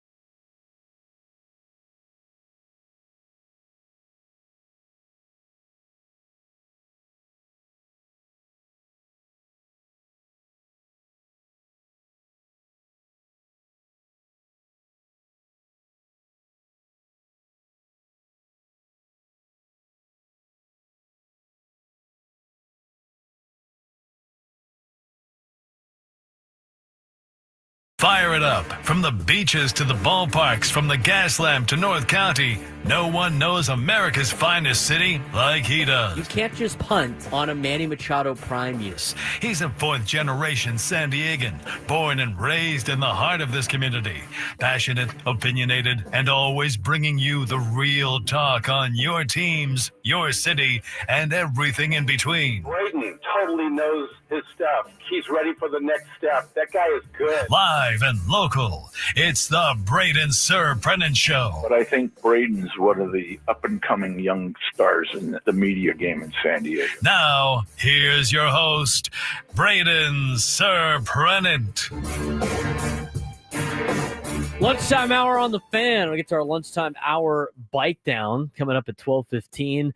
Talk more about the Padres and their offense or lack thereof over the weekend as we talk more Padres baseball with you. If you want to join the show today, 833-288-0973, 833-288-0973. I mentioned before I had a great weekend. It was good time doing a lot of different things. USD baseball being one of them. We're going to talk about college baseball here in just a second. I talked about my weekend. Frank, how was you're in the middle of moving. Yes, we are. How is that going? Well, for me, it's not going too bad because I don't have to do much of anything. Most of my stuff is still already packed. But it was a nice, calm weekend amongst a swarm of my parents running all over the place trying to pack the house. I heard your dad packed up the cooking stuff. Yeah, he was a smart one on that one. So that happens to people. It does. No, I know it does, but it's very confusing. So I'm just stirring the Marchese pot right now. Yeah, I know. He's got to get home and just get. I'm getting MF'd. late. I'm getting late into for this later. So my dad got into a mood on Saturday night where it was just everything inside the house on the ground floor that was screwed into the wall is coming out, and he was patching all the holes. Fine, great. He also got into a mode where everything in the cabinets is coming out. All the cooking stuff, everything that was in the cabinets is coming out. All right. I'm going to step in right now. When are you officially into your new place, and how much longer do you have in this current place? It's about 2 weeks. So 2 weeks. Yeah, we have to be in the new place, I believe, by June 1st. By June 1st. Yes. Okay. And so on Saturday, and when did you guys start the packing process? A couple weeks ago. We're just like, first step was throwing out a lot of the stuff that we don't need anymore. Good. That's what you got to clean out first. Yeah. Why pack stuff that you don't want to use anymore? Exactly. Okay. But then on Saturday, your dad decided that it wasn't even like you guys planned at the beginning, Nope. like, hey, team meeting in the morning. Today we're packing this stuff up. He just started doing it. My parents usually go to bed before 9:30. Okay. I heard power tools at 10:45 at night. So my dad was just on one on Saturday. What was he breaking down with the power tools? Oh, just getting screws out of the wall. Like we had a mirror hung up on the wall, just getting the screws, getting the Gotcha. curtain rods down. So I come down Sunday morning, just wanting to make some lunch. I'm like, where are the baking sheets? My mom's like, what? Baking sheets. Baking sheet. The small ones specifically. It's like where is it? I don't know. It's where it usually is. I'm like, no, it ain't. There is an cutting board up there. That's it. Like, what? Comes over, all the cabinets with all of the plates, bowls, glasses, everything empty, except for a small stack of paper plates and plastic cups. Empty. You have 2 more weeks. The bowl where we keep the part of the cabinet where we keep the pots and pans, empty. Where we keep the baking trays and a lot of the bigger stuff, empty. Mugs, Tupperware, empty. My dad packed it all. So you have no cooking utensils right now? We have the minimum, and probably a little bit less than the minimum. Sounds like a lot of night of pizza. For 2 weeks. Well, we got pizza coming up tomorrow. Every Thursday. You could bring some round table. Looks like you're eating out a lot. I mean, 2 weeks of eating out, it's not great. It's great. I mean, it tastes great, but it's not, it's not great. I understand he's stressed out, and I can appreciate that. Maybe But you get my stuff guy, at the store that like berries and stuff. It's like, my guy, what are we doing here?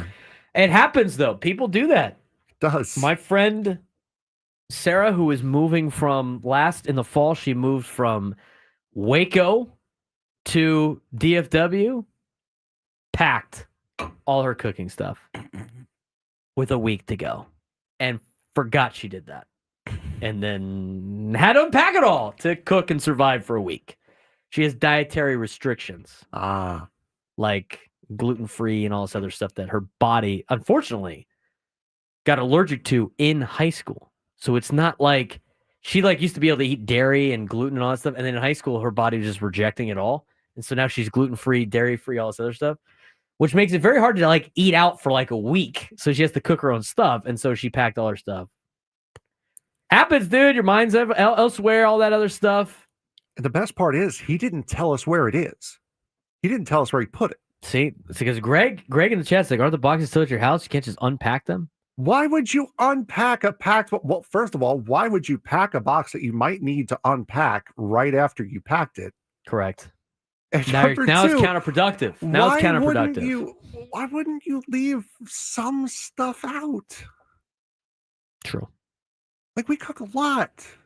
Anyway, that was Frank's weekend. You did go to the ballpark, though, a couple times, didn't you? No, I actually did not. Oh, man. I did not go. Friday, I wasn't expecting to go. Saturday, I was like, nah, I think I'm just going to chill out. And then Sunday, I had no energy at all to do anything other than lay in bed. So that's exactly what I did. We got 2 weeks of Frank. We can make it through here. All right.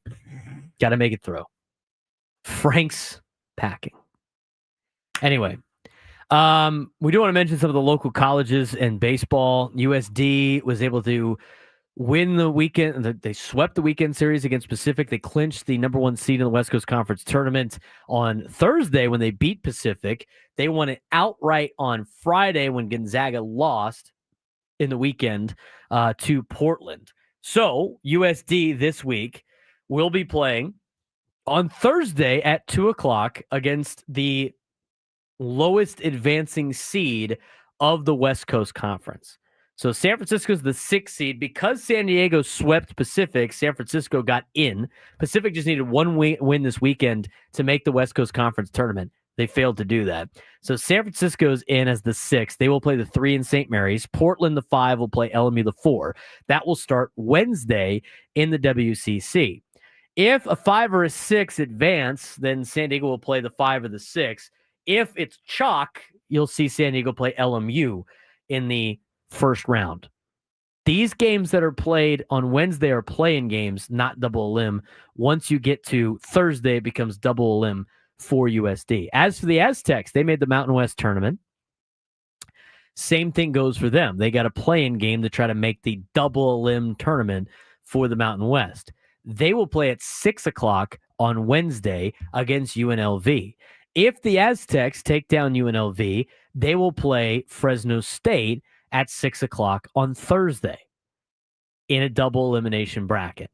In order for either San Diego State or USD to make the NCAA tournament and get their name announced a week from today on Selection Monday, both of them will have to win their conference tournaments. San Diego State is the 5 seed in the Mountain West tournament. USD is the 1 seed in the West Coast Conference tournament. So our local colleges out there trying to compete to make the NCAA tournament, which will start not this weekend, but the following weekend in different regions. As of right now, San Diego is projected to win the West Coast Conference as the 1 seed. If that happens, it's looking like they might be playing in LA against UCLA in the UCLA regional. Irvine was another potential location for San Diego to be, but Irvine kind of messed around a little bit and lost some games down the stretch, so don't know if they're going to host a regional or not. They should. That's a great ballpark to host a regional at, but San Diego might be probably staying on the West Coast. I saw one prediction. None of these really matter until like the committee selects everything. I saw one prediction where USD was in a region with UCLA the 1, UC Irvine the 2, Arizona the 3, and then the Toreros the 4. USD baseball played all of those teams already this season. That'd be interesting. I mean, they got some experience. Softball College World Series was going on over the weekend. The first round, as Adam Paul put out in the chat, the biggest upset was Liberty winning the College Station Regional against Texas A&M, the number 1 overall seed in college softball. That is the first time ever the number 1 overall seed in college softball did not advance to the Super Regional. And Texas A&M, in all sports, continues to just do Texas A&M things. I love making fun of Texas A&M. It's so much fun. They get the best teams money can buy all the time. They can't make it out of just they can't make it out of the regional and softball. Their baseball team was number 1 going into the season. They finished 14th in the SEC. Their baseball team did. And nothing is funnier than Texas A&M in the month of November in college football. Texas A&M every year in college football go off to a great start. Oh my God, it's great. Wait till November when they lose all 4 games and finish the season 8-4 like they always do. Hilarious stuff. 833-288-0973, 833-288-0973. We got our food question of the day coming up in the next segment. We'll continue to talk about the Padres and their lack of offense over the weekend, but the style of play that we think will be able to win over the next couple of weeks and throughout the season. Plus, we need a contestant for a midday sports standoff. 833-288-0973, 833-288-0973. If you want to jump in, take me down in some trivia, you will be entered for a chance to win a trip to Vegas and see Bruno Mars. That's all coming up in the 12 o'clock hour on the Braden Surprenant Show on San Diego's #1 sports station, 97.3 The Fan.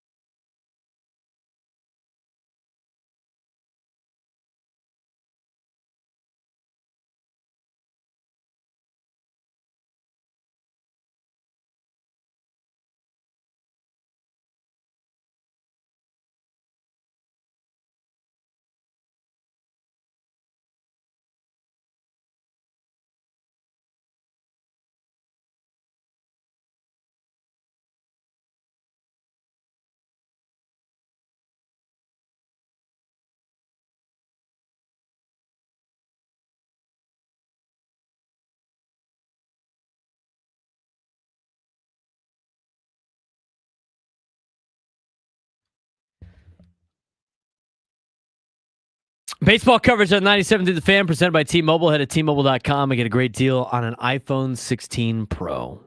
Frank Marchese, Braden Surprenant here on the Braden Surprenant Show. It's our lunchtime hour. We usually like to dive into our lunchtime hour bite down, especially in this middle segment that's a little bit shorter than our other ones. We're going to get to the Padres offense again when we come back at 12:30. Why I think the lack of home runs is not a glaring concern, and why I don't want to see the lineup change too much, just to try to make it sound like Fernando needs to hit more, drive in more runs. I like him in the leadoff spot, and I will continue to like Fernando in the leadoff spot. Lack of depth potentially for a couple positions has nothing to do with Fernando and his game. Let him continue to do his thing. We'll talk more about that when we come back. I was mentioning earlier I had the Taco Bell nuggets for the first time a couple of months ago. They came back, and I got some over the weekend. Delicious. Probably some of the best chicken nuggets I've ever had. And when thinking about a food topic today, it came to my brother suggested the dipping sauce. I'm not as hard set on this as he is, but he made it sound like there are certain places that have elite dipping sauces and places that don't. And the thing that he brought up was ranch dressing. Now, our guest on Fridays, Drake Hills, does not like any type of ranch or blue cheese whatsoever. But according to my brother, he says the best ranch you can ever consume is at Wingstop. Okay. All other ranches pale in comparison to the one at Wingstop, is what he says. So the question is there such a thing about certain dipping sauces at other places? Are there better ranches than others, Frank? I would say 100%. For me, it's barbecue sauce. That's for me. What do you put barbecue sauce on? No, like if I go to McDonald's, I'll have my nuggets with them. Barbecue sauce with the chicken. Yeah. I'm so anti-barbecue sauce with chicken. I'm one of those people. I think Adam is in the same boat as you. Like the barbecue sauce with the chicken. Like if you get like chicken tenders or something like that. Yeah. Some people at the Sportsplex do it with how do you dip barbecue sauce in there? Maybe it's because I don't like barbecue sauce that much. That might be why. Or or you just haven't found a good one. The barbecue sauce I like are like the spicy barbecue sauces, a little tang. Yeah. With Texas style barbecue sauce. Okay. I like that. I always do that on the side. Always on the side. With the sauces. Ranch is good. McDonald's chicken nuggets with honey. That's an interesting thing. It's the honey mustard, I think. Honey mustard is good. Is it just honey? Katie in the chat says honey, and they use the honey emoji, not a mustard emoji. That's true. Maybe it is honey. The thing with the dipping sauce, like, here's the other one too. When I was in college, we used to get, you're in college, you're trying to ball on a budget when it comes to food. You can't be eating at the dining hall every single day. It gets old after a while. And when I was at TCU, like, it was way different than Arizona. Like Arizona, the University of Arizona didn't have any type of cafeteria style food. It was all fast food. Mm. So they had like Burger King and Panda Express. They had like a deli. They had an Einstein bagels, and they had a couple of different things that were like Sodexo version of food places. You know what I'm talking about? But it was not like home cooked food. And then I went to TCU, just the cafeteria and Chick-fil-A. But when I was in college, like you don't go, I lived off campus. I started to cook for myself more. And then when I was too lazy to cook, we'd go get stuff, right? Yeah. You're young. It's cheap. They have deals for students and everything like that. Mm-hmm. So we ended up going to you'd go to all these different places and you'd always get all these extra sauces. Like they'd always give you all these extra sauces, whether it be the ranch or barbecue sauce or, they had Whataburger out there. So the spicy ketchup, Taco Bell sauce. Right in the fridge it goes. We would put it all in a basket on the table. We had Chick-fil-A sauce. We had all the different types of Chick-fil-A sauces. The Polynesian sauce, the Chick-fil-A sauce, the Chick-fil-A ranch. We had 1,500 ranches from all these different places and all these different sauces. So sometimes, now here's the question. people are pretty adamant about this. Are you insane for using an establishment sauce with another establishment's food? No. Is that a psycho move? No. Some people think it is. They're psychos. I have. Like In-N-Out doesn't have ranch. I have before dipped In-N-Out fries in McDonald's ranch, and people look at me like I'm nuts. I don't mind it. Are they getting paid by In-N-Out? I don't know. Well, if they are, that's the only reason. Sacrilegious. You can't be doing that sort of thing. That's the only ketchup reason. Only. That's the only reason why you would ever get mad. Have you ever dipped here's where I don't think it works for all of them. Have you ever dipped fries or chicken or anything in a Chick-fil-A sauce that's not Chick-fil-A? I can't have it. So that doesn't you apply can't to have the me. Chick-fil-A sauce. It doesn't taste the same. Like if I dipped In-N-Out fries in Chick-fil-A sauce, it's kind of nuts. It's kind of crazy. It doesn't work like that. It's a little diabolical. GSDP says In-N-Out spread with fries is fire. All types of fries. Like if I went to Jack in the Box and got Jack in the Box fries and dipped them in In-N-Out sauce, would it work with the spread? I don't know. I don't know if it works with the spread. I would say so. I think it really depends on the sauce, let alone what you're dipping it in. Like there are some sauces that, kind of more made for what you're eating than others, but I can't see why it would be any different. Boogie in the chat goes, McDonald's barbecue sauce only goes with their food. You're a barbecue sauce connoisseur. That's fair. What's the best barbecue sauce, Mr. Barbecue Sauce?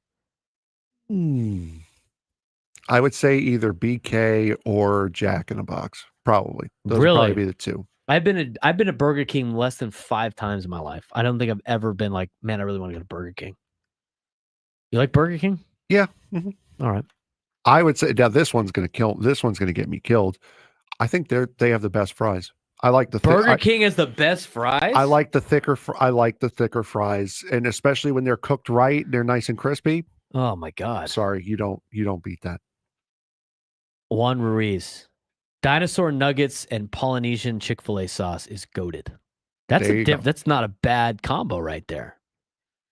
I'm trying to think of the best ranch I've ever had. I mean, Wingstop ranch is pretty good. I don't know if I like McDonald's ranch or the Jack in the Box ranch more. And yes, Aiden in the chat, Rallies does have the best fries ever. You're 100% right.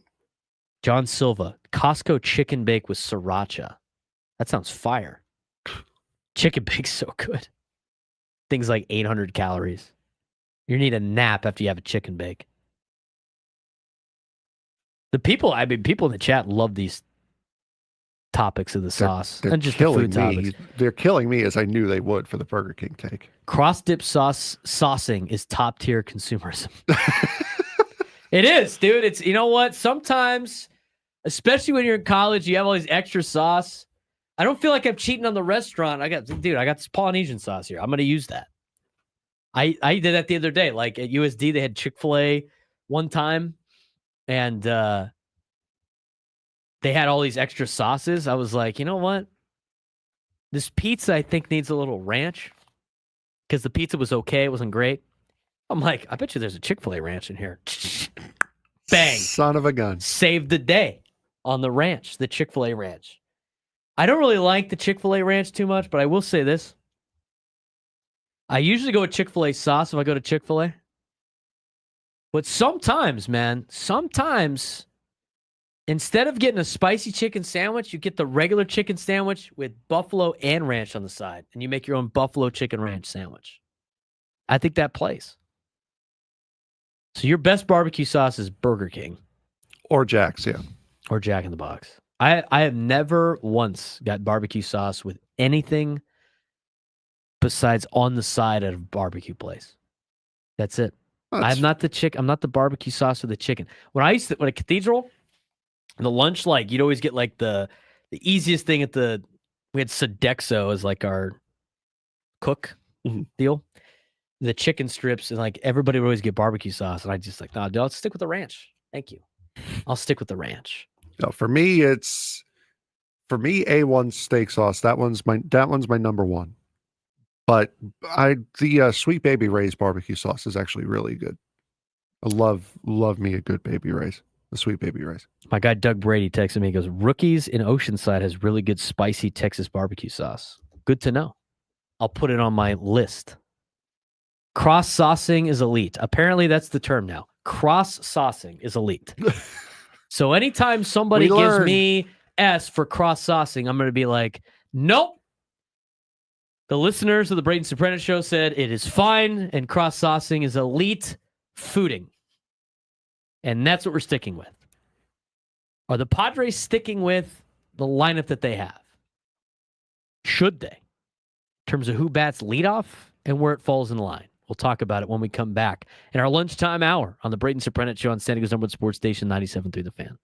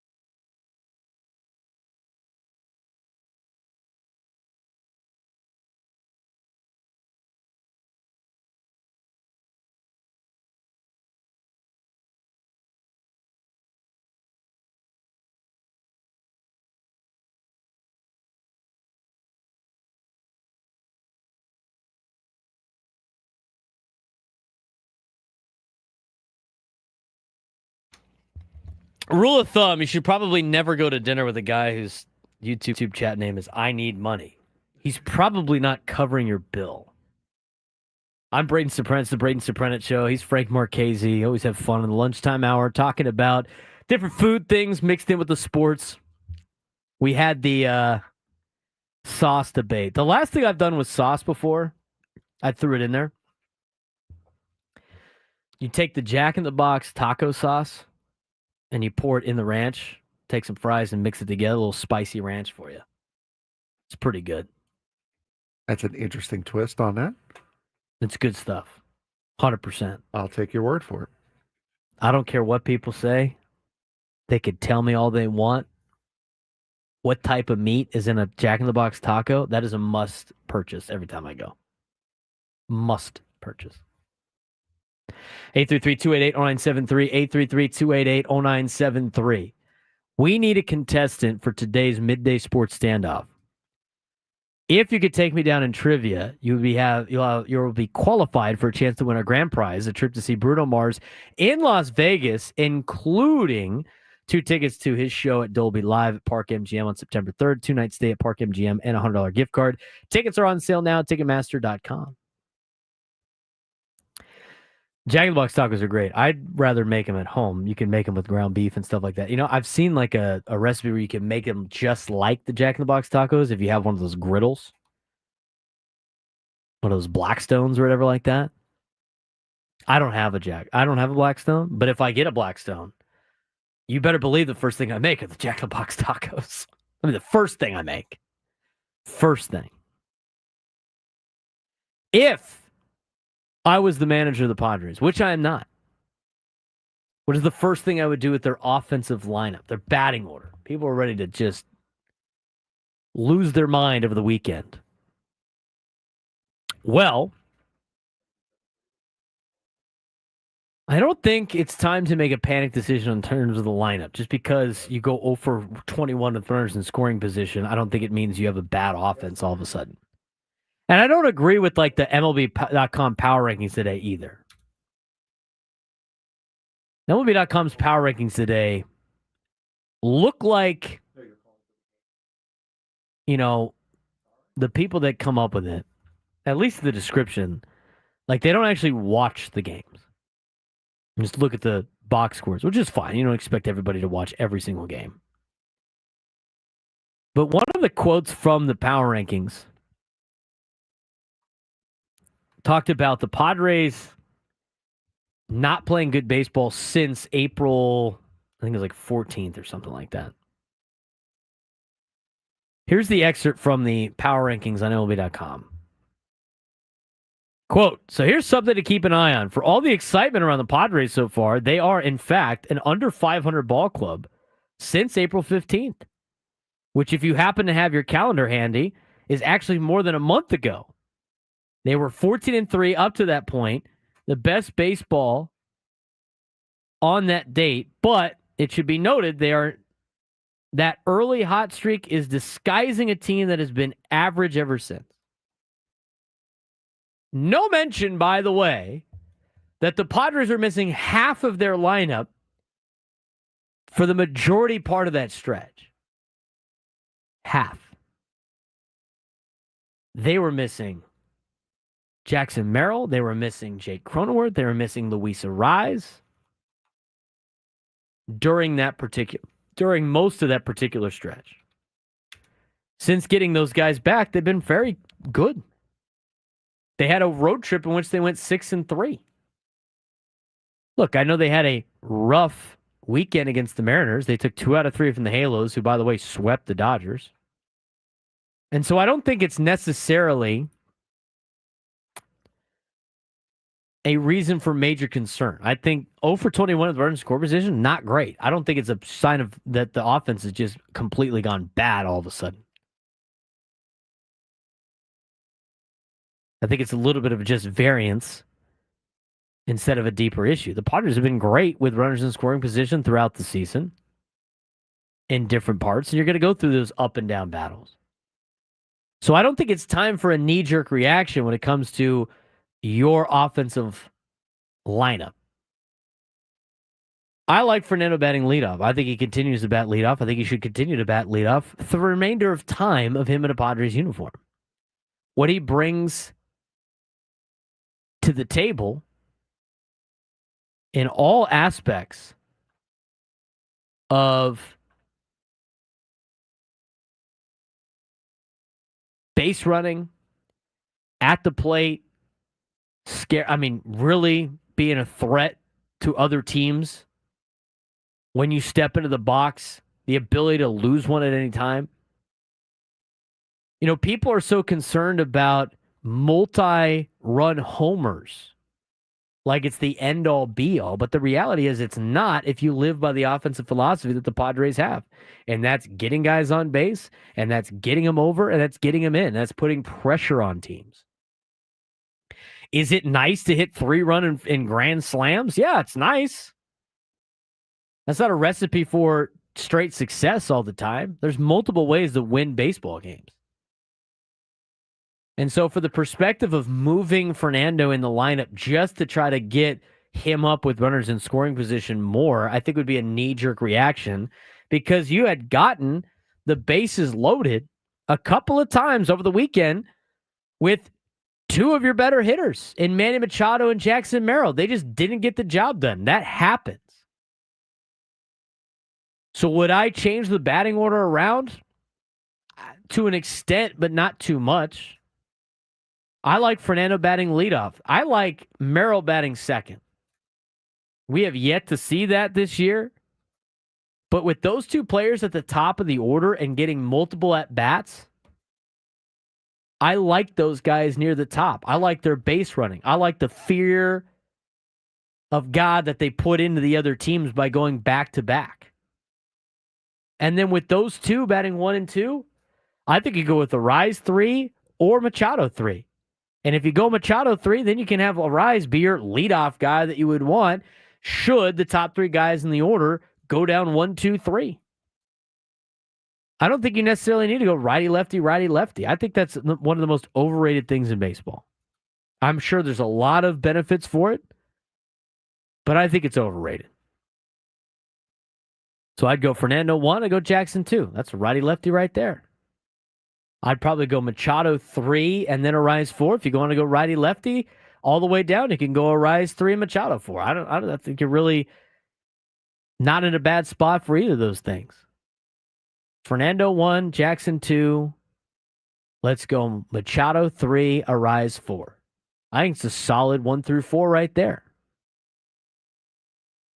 Then you get to the number 5 spot. I don't like Xander Bogaerts batting 5th. I really don't. If you want to go back to a lefty, maybe you have Jake Cronenworth bat 5th. I don't mind Gavin Sheets batting 5th as a left-hander. Maybe he could bat 5th. You go power with Sheets at number 5. Okay, fair enough.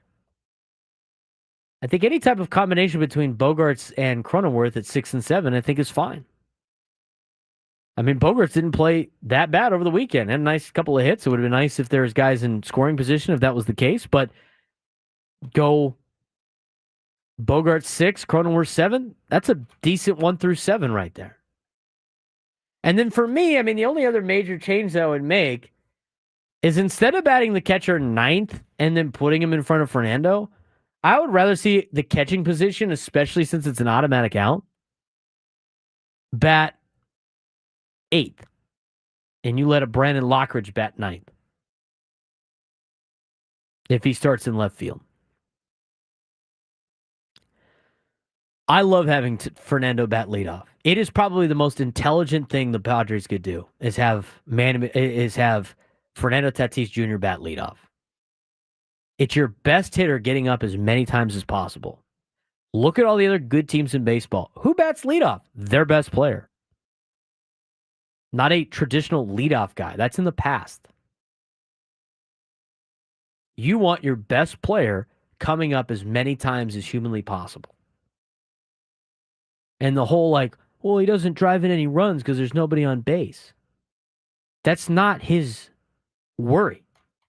Regardless of wherever you put him in the order, he has no power in players getting on in front of him.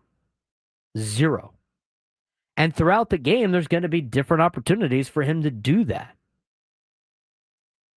I like being able to start the game 1-0. It's kind of great with a leadoff hitter. I like the fact that if he works a walk and is patient, which he usually is, when he's not pressing at the plate, and he gets on base, he could steal second. Now you got a runner in scoring position with nobody out. Even if he doesn't do that, the pitchers are scared to death about having him on the base pass. You could tell. You could watch him pitch. You have Merrill bat second with Fernando on first. He ropes one to the gap like he usually does. Now you have runners on first and third with the speed. And then Arise comes up, or maybe Machado comes up. And then, even if they hit into a double play, it still scores a run. So I like the mix. But I don't really necessarily think you need to change what Mike Shilt's doing or the offensive philosophy. We've heard Victor Rodriguez talk about it multiple times. They want to stay within them and continue to do their approach. And when they do not play their style of baseball or their approach, bad things happen. That's going to happen for a lot of Major League Baseball teams.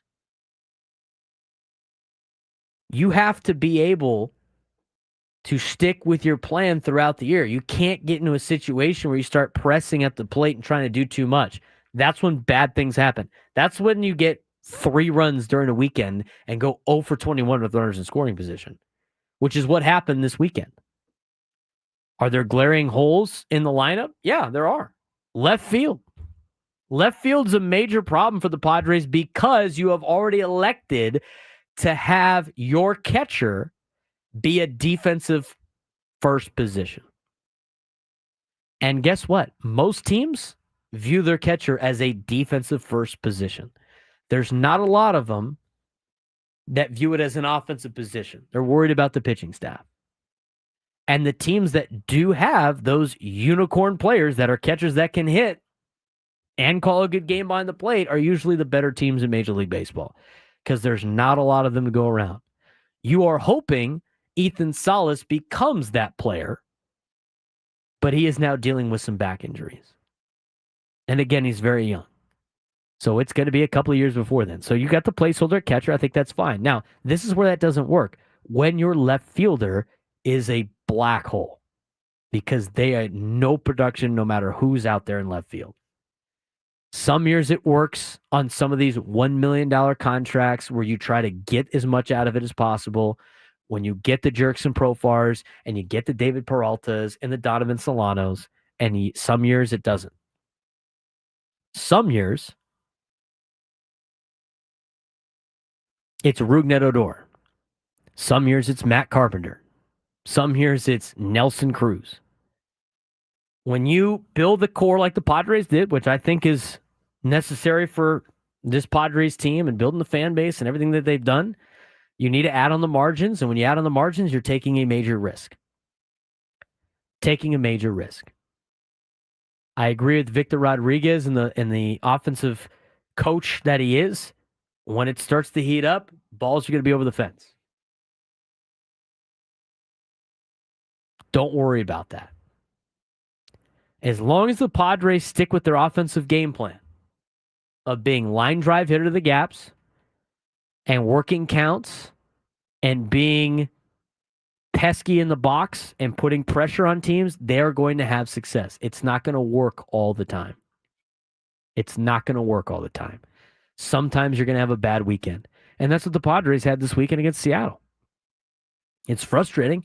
You want to win every single game, obviously. Fans always want to see you win every game. It's not possible sometimes. So I think after this weekend, when you got guys like Jackson Merrill dealing with the stomach flu, which he said is not an excuse, which is why you have, Nick Pivetta had a stomach issue too. You don't know. It's a long season. You don't know what these guys are going through. But the way that they play their game, it's going to be successful throughout the year. That's why I don't agree with the MLB.com power rankings that want to handpick certain spots of the year that didn't work out for the Padres. I mean, the majority of that group that they pointed out showing that this team is a fluke, they were missing half their lineup. They were missing Jake Cronenworth. They were missing Luis Ariz. They were missing Jackson Merrill. Jackson Merrill right now is in a little bit of a slump. That's going to happen. We just haven't seen that too many times out of him. He hasn't been in slumps a lot in his career. But he's in one right now, and as Mike Shildt said, he's got to play out of it. They got to play out of it. And that's what they're going to do. Good teams play out of bad slumps. That's why getting off to a great start was so awesome for the Padres. Somebody in the chat, Mark in the chat goes, why don't we just sign someone in left field and just defer all the money? Because you need to convince a player to defer all of his money to later years. Players aren't willing to do that. Your options right now in left field are not great. It's going to be every once in a while Jason Hayward, which we haven't seen out there in the last 3 games. I can't imagine them rolling Gavin Sheets out there multiple times. Maybe it's a Jose Iglesias. I mean, he hadn't played up until yesterday for a long stretch. Maybe the Padres need to utilize him a little bit more. I think you're going to see a lot more Brandon Lockridge out there in left field. But until they decide to make a roster move, maybe you'll see Oscar Gonzalez back up with a big league club. None of the answers are perfect. You can mix in Lockridge, you can mix in Wade. I agree with the sentiment. Gavin Sheets is a DH. I mean, he's not a defender. He doesn't have that great of a glove. I love that he's working on it to try to make things happen for the team. I love the way that Jason Hayward's trying to teach him how to play in the outfield. I think that's good. I think it's good camaraderie with the unit. But I can't imagine the Padres rolling Gavin Sheets out in the field in an important game. And if they have to do that, they're in some trouble.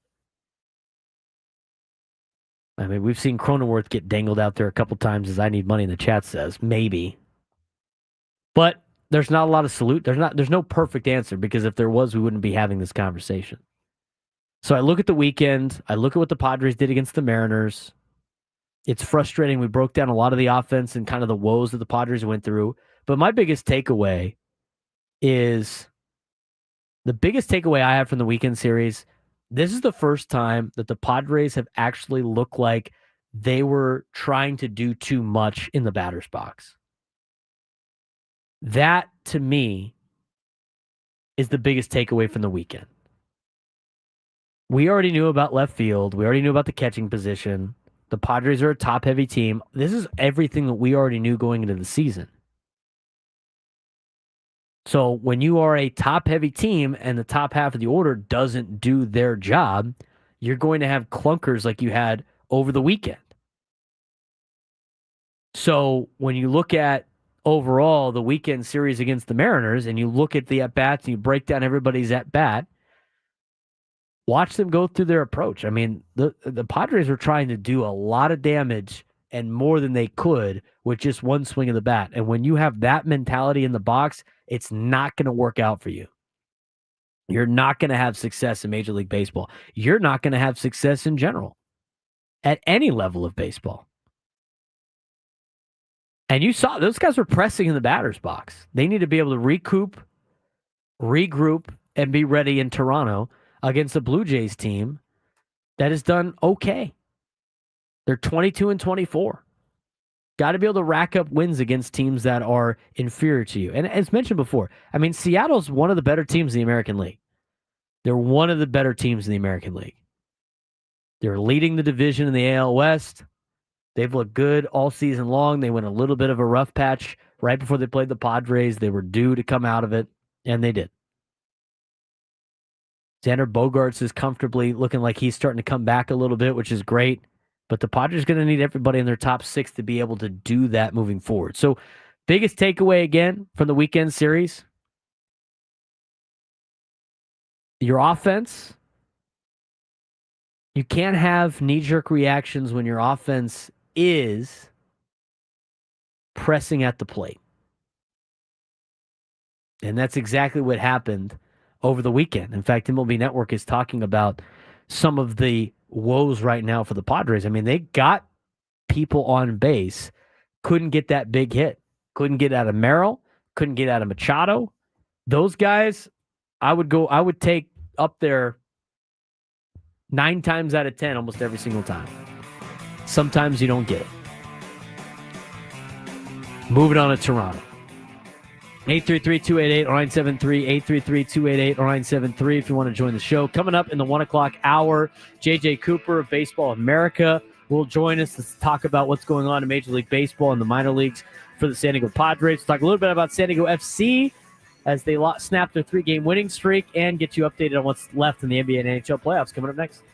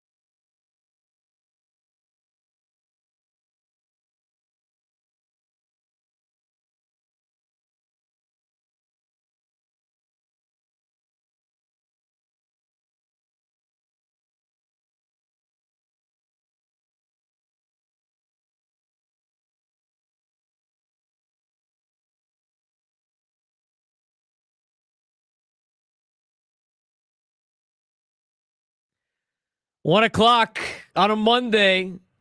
Trying to keep the positivity, Padres fans. Got beautiful weather outside. No May Gray. Well, at least not here in Sarah Mesa. Well, we're at the Odyssey Palace, as Chris Ella likes to mention. Frank Marchese, I'm Braden Surprenant. Braden Surprenant Show. Final hour of the BS show. I got this from in the chat. I love blaming Ella for things. This is great. Mac Daddy in the chat.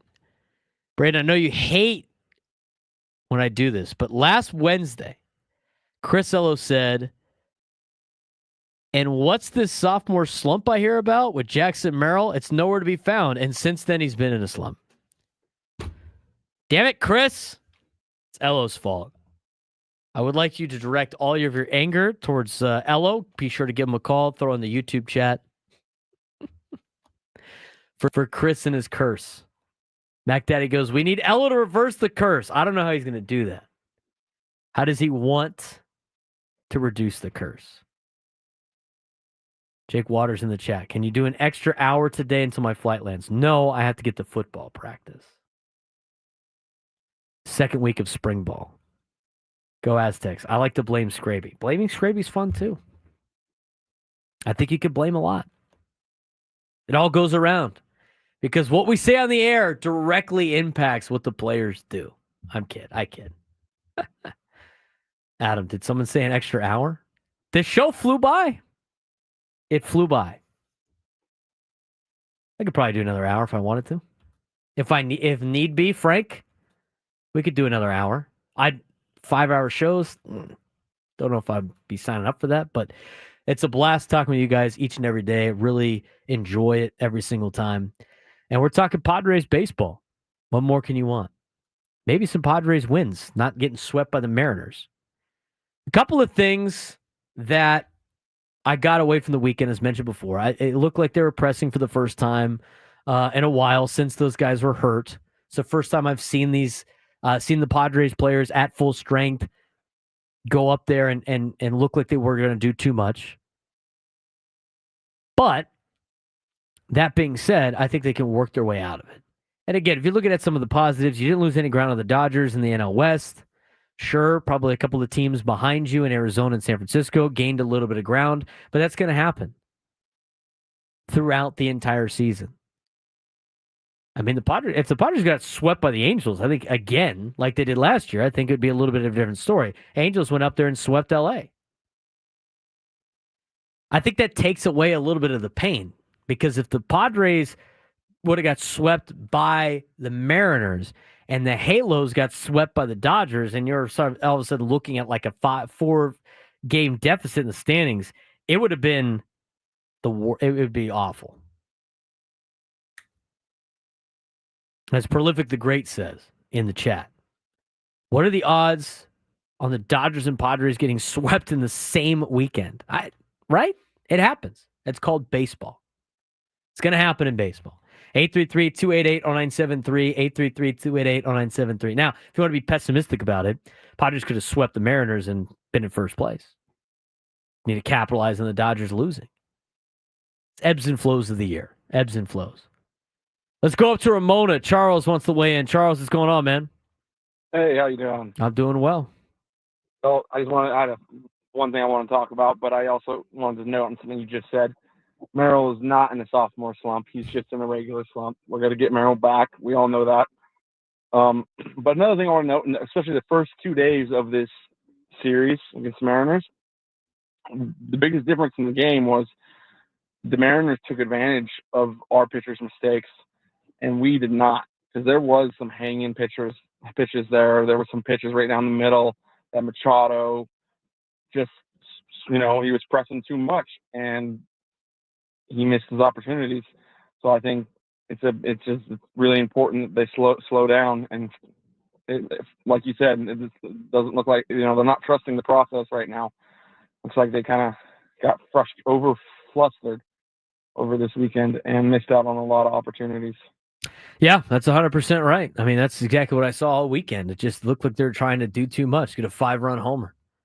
And especially like for guys like Jackson Merrill, I mean, he's in a little bit of a slump right now, and he's gone on a couple. He had a couple last year, and he bounced back out of both of them. And I expect him to do the same thing here. But when you're in that little bit of a slump and you come up with the bases loaded and an opportunity to get the team on the board and do all those things, you put a little extra pressure on yourself. Get a little extra pressure on yourself.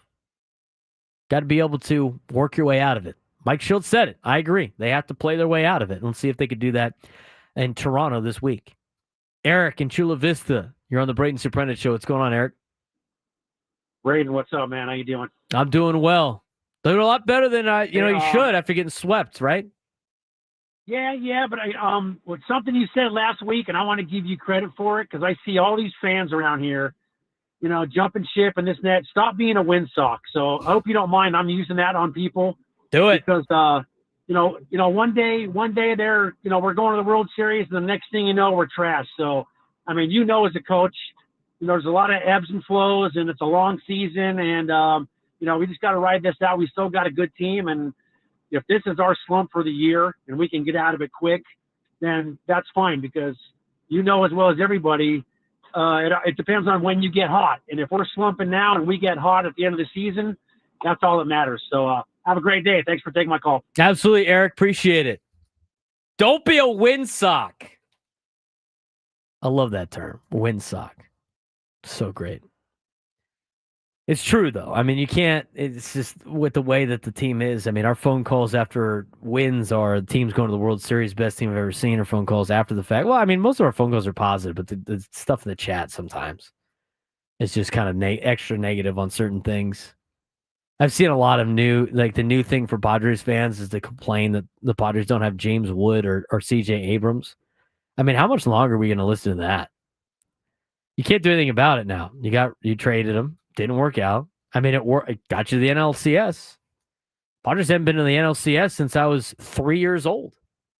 They did it a couple years ago by making that trade. Would you rather not make the playoffs? I mean, it's just finding ways to be miserable. You're just going to be miserable, guys. Like, don't intentionally try to be miserable. It's not, there's so much more in life to be happy about. You don't have to be miserable about things. Now, that being said, there are some reasons for concern with the Padres team. Left field is a problem. We've talked about that ad nauseum today. The catching situation offensively is not great. Your depth is okay. But the reality is, the Padres are still a very good team. And again, keep saying it, and I will continue to keep saying it. It's the ebbs and flows of the season. You can't get too high and you can't get too low. When the Padres rip off another 6 wins in a row, can't get yourself too high. And when they lose another 3 straight, 4 straight, 5 straight, whatever it is, can't get yourself too low. The pitching staff is solid. The bullpen is not going to have everybody in there as an elite arm. The back end's very good. You're going to get Brian Hoeing back at some point in time. Starting rotation is good. There are not a lot of bullpen arms out there at the trade deadline to improve your bullpen on. And there's a lot of teams that are having bullpen issues. Bullpen's good. Starting pitching's good. The pitching itself is actually in a pretty good spot. And the offense is very top-heavy. But that was expected going into the season.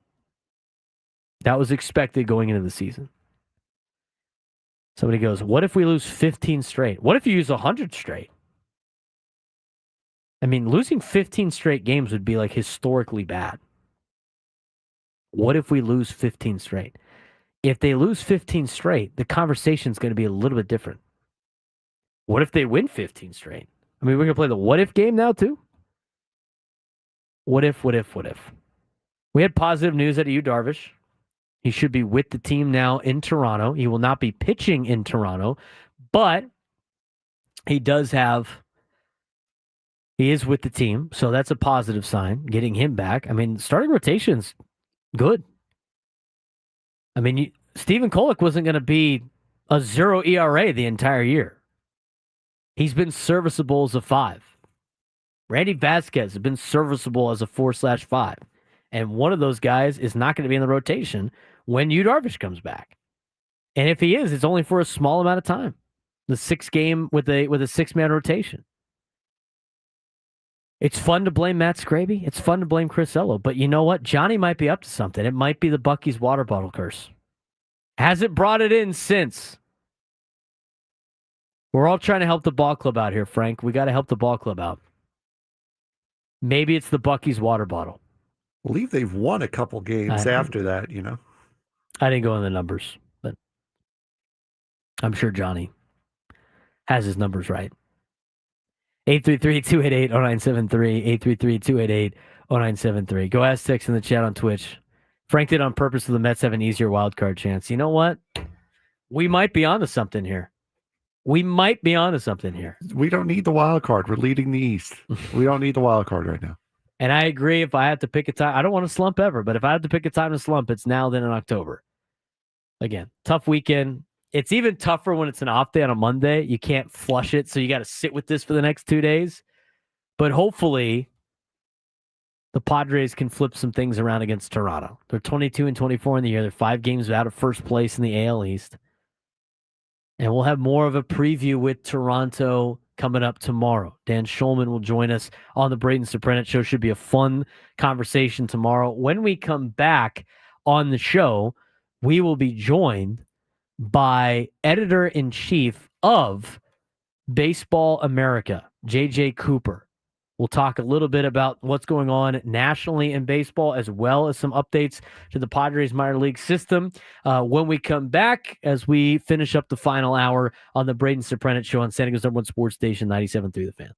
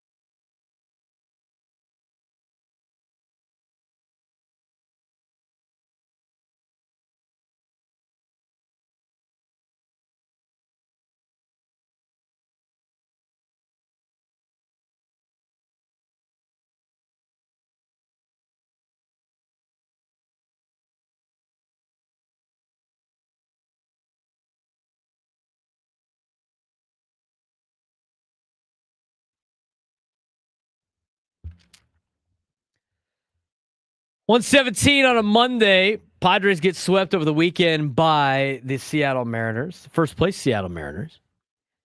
And as Frank works on getting JJ Cooper all squared away, a little bit of phone issues that we'll try to figure out. If not, we can potentially have him on later in the week. We just had somebody call in. And like Frank was trying to tell, like, hey, we'll put you on hold. We'll talk. He just kept talking and talking and talking. But I was, you know what? We let the guy vent a little bit. Said the Padres' biggest problem is they don't play small ball enough. What? What are you talking about? They need to bunt more. They need to hit and run more, all this other thing. And I'm just like listening. Did you not watch the game on Tuesday against the Angels? Like a Tuesday night college baseball game broke out at Petco Park against the Angels.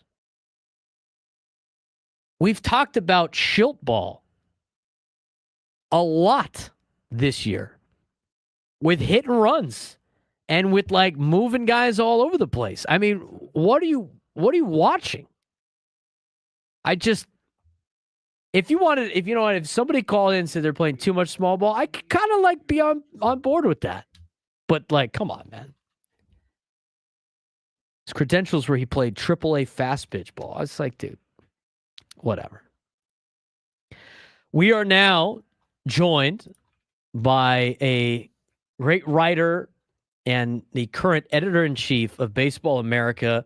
Started covering baseball back in the day in 1995, has been with Baseball America since 2002, has done a great job in his career. We enjoy reading his pieces, and it's a blessing to have him on the show with us.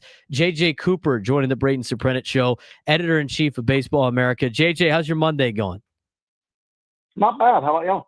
Doing well, doing as good as it could possibly be for a Padres team that just got swept over the weekend by the Seattle Mariners. We've seen this Padres team kind of go up and down this weekend with the top-heavy lineup, not necessarily producing. On the outside looking in, what has it been your evaluation of the Padres so far in 2025?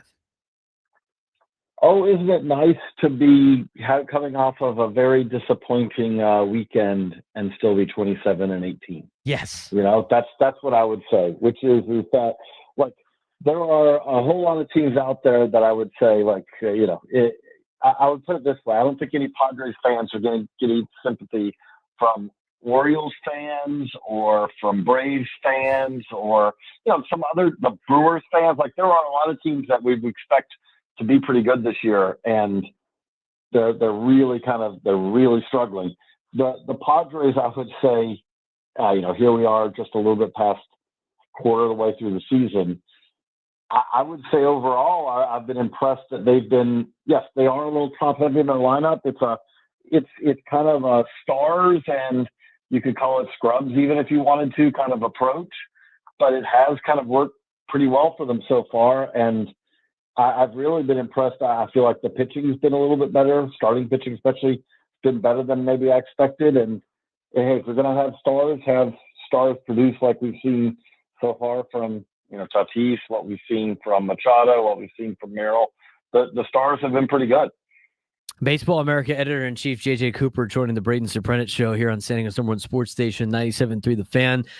You guys put out your top 100 prospects, not too long ago, and a couple of weeks ago, you mentioned 7 of the top 100 prospects that are facing concerns early in 2025. The Padres currently have a catching situation at the big league level in which it's kind of plug and place until their guy Ethan Salas comes up the ranks. But, Salas, in trying to get his bat going and now dealing with injuries, has been, maybe not playing up to where I think the Padres would want him to play.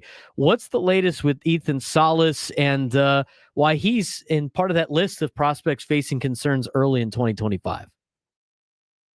I would say there's no one harder to evaluate in the minors probably than Salas. And the main reason for that is that, like I said, he's on the IL right now with a back injury, but in his very brief stint this year in AA, he was not really hitting 188, 325, 219 in 10 games.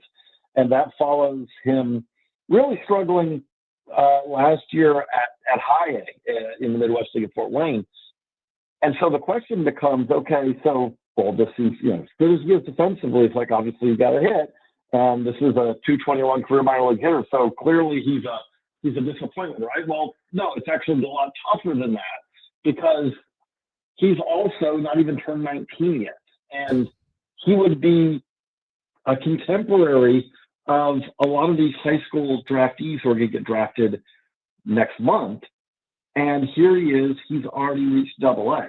So that's where this gets challenging is he hasn't hit the way that we think long-term he's going to hit. He has to show more power, which again is things that he's shown some building blocks of power, but we haven't really seen it that much, especially the last couple of years. The tricky part of this is he's just so young. He's facing most everyone else in AA is 21, 22, 23, 24, and he'll turn 19 pretty soon. He's so young that you can kind of, if you want to, you can offer that as a very clear explanation and say, well, he's just facing pitchers who are way too advanced for him. But the flip side of that is that's where the Padres have sent him so far. They've been very aggressive in how quickly they've moved him. And because of that, it makes it, when we talk to scouts, they say like there's kind of a yes, but with him. There are impressive tools. The big question though is, okay, when are those tools going to translate into more performance? But the but here also is, if it took him another 4 years to figure it out, and he's already at AA, if he spent the next 4 years, he'd still be one of the younger catchers in the major leagues when he arrived. So that's where this gets challenging. He's still on our top 100. We just would love to see him produce a little bit more when he gets back on the field, comes back from his back injury. The other player, obviously, that is the big riser in the Padres organization is Leo DeVries, another very young prospect for the San Diego Padres, another one that they're moving up through the ranks very quickly. Some have said if he was, because he is around the age of a high school graduate that would potentially be in the draft compared to his peers in terms of age, would be the number one pick in the draft, then it wouldn't even be close. Where has Leo been developing, and that's kind of the same thing? He's just so young that it's hard to evaluate. No, in his case, so when you have a guy this young and then they're producing the way he's producing, it becomes a lot easier, right? Because even if you don't put a but on him, he's been one of the better hitters in the Midwest League so far this year. And when you say that, then you have to remember he's 18. He is absolutely 100%. He will play the entire season as an 18-year-old. There are very few teenagers in the Midwest League, much less 18-year-olds. And the Midwest League is not a particularly easy place to hit, especially in the first month of the season because it's still pretty cold there. DeVries has had no problem with any of that so far. He has been one of our big risers in our top 100 so far. We have a great kind of group of young, exciting teenage shortstop prospects that are climbing very highly up our list. DeVries is kind of one of the key guys in that. He's already a top 10 prospect for us. If you said at this time next year that he's the number one prospect in baseball, wouldn't be crazy at all to think that. It's something where if you said he's not, I would say, well, why not? It's like probably because one of these other shortstops that we're talking about, Jesus Mate, Sebastian Walcott, there are other guys who could also fit into that discussion. But DeVries has really stood out so far as a guy who he has some pretty impressive switch hitting, hitting ability as a switch hitter, who's also a really good defender at shortstop. There's just a lot of different ways that he could make an impact at the big league level. And again, he's 18, but at the same time, I wouldn't be shocked if we see him at AA by the end of the year, the way he's going. If that happens, once you get to AA, if he got to AA by the end of this year, you are saying like late 2026 as a 19-year-old or early 2027 as a 20-year-old. Guys who make it to the big leagues, obviously you've got to stay healthy, you got to continue producing. But guys who make it to the big leagues at those ages often go on to be stars. JJ Cooper, Baseball America editor-in-chief, joining us on the Braden Surprenant Show. Talk a little bit about the Padres minor league prospects in terms of their top two. They have other prospects in there, but not necessarily one of the higher-ranked farm systems in Major League Baseball. With the glaring hole that the Padres have in left field and maybe some areas that they could add at the trade deadline, do you think they have room to work with at the trade deadline for a guy like AJ Preller that likes to wheel and deal? Or is it just basically those top two players that I know they're going to keep? Is there anything else in the farm system that might be worth something to other organizations? Yeah, I mean, it is very much. This is the Padres kind of, especially on the international market, they go kind of all in on a top player a lot of the time, and that's what they did with DeVries. That's what they did with Salas. And so it is very top-heavy. I would not say it's a particularly deep system. That said, for one, AJ has shown that he can be creative and make trades. But the other is that, yeah, the great thing about it is if you said what position is pretty much, I would say, the easiest to acquire at low prospect cost, left field would be one of the ones that jumps out. I've probably overused this example, but if you go back a few years ago to the year that the Braves won the World Series, that was the first time that Acuna kind of blew out his knee. And at the time, you would say, oh, well, that's going to kind of derail things in 2021. And so at the deadline that year, they went out and they acquired Jorge Soler, they acquired Adam Duvall, they acquired Josh Peterson and Eddie Rosario. They essentially acquired almost an entirely new outfield, because that was also the year I believe Ozuna was suspended. So they had to almost start over in the outfield. They won the World Series that year. Those guys produced in the postseason. But probably the most important part of it, kind of when we're talking about this, there's not one prospect they traded in those deals that ever came back to haunt them. There were a couple of guys like Alex Jackson who had a little bit of big league time. Most of the prospects they traded, which were not among the Braves' top prospects in any estimation at the time, ended up not even being, close to big leaguers. So if you are willing to take on salary, if you are willing to take that, for a veteran outfielder, that's usually a position, especially a corner outfielder who's not great defensively. That's a position usually you can figure out a way to make a deal. Those kind of guys, it's a lot tougher if you said, oh, they're going to need a shortstop. Oh, they're going to need a starting pitcher. Those are the kind of things I would say that's really difficult to find. Relievers and corner outfielders are kind of, I would say, like, if I was going to have a need at the deadline, that's what I want, because the prospect cost to acquire them is pretty cheap. Baseball America editor-in-chief JJ Cooper joining us on the Braden Surprenant Show. JJ, I got one last kind of question for you. The Padres have played the Rockies twice already, and it's been some bad baseball out of the Rockies. Both the Rockies and the White Sox outdoing each other now in back-to-back years for arguably the worst team in baseball history in a regular season, and it doesn't seem like there's a lot of help coming up throughout the minor leagues.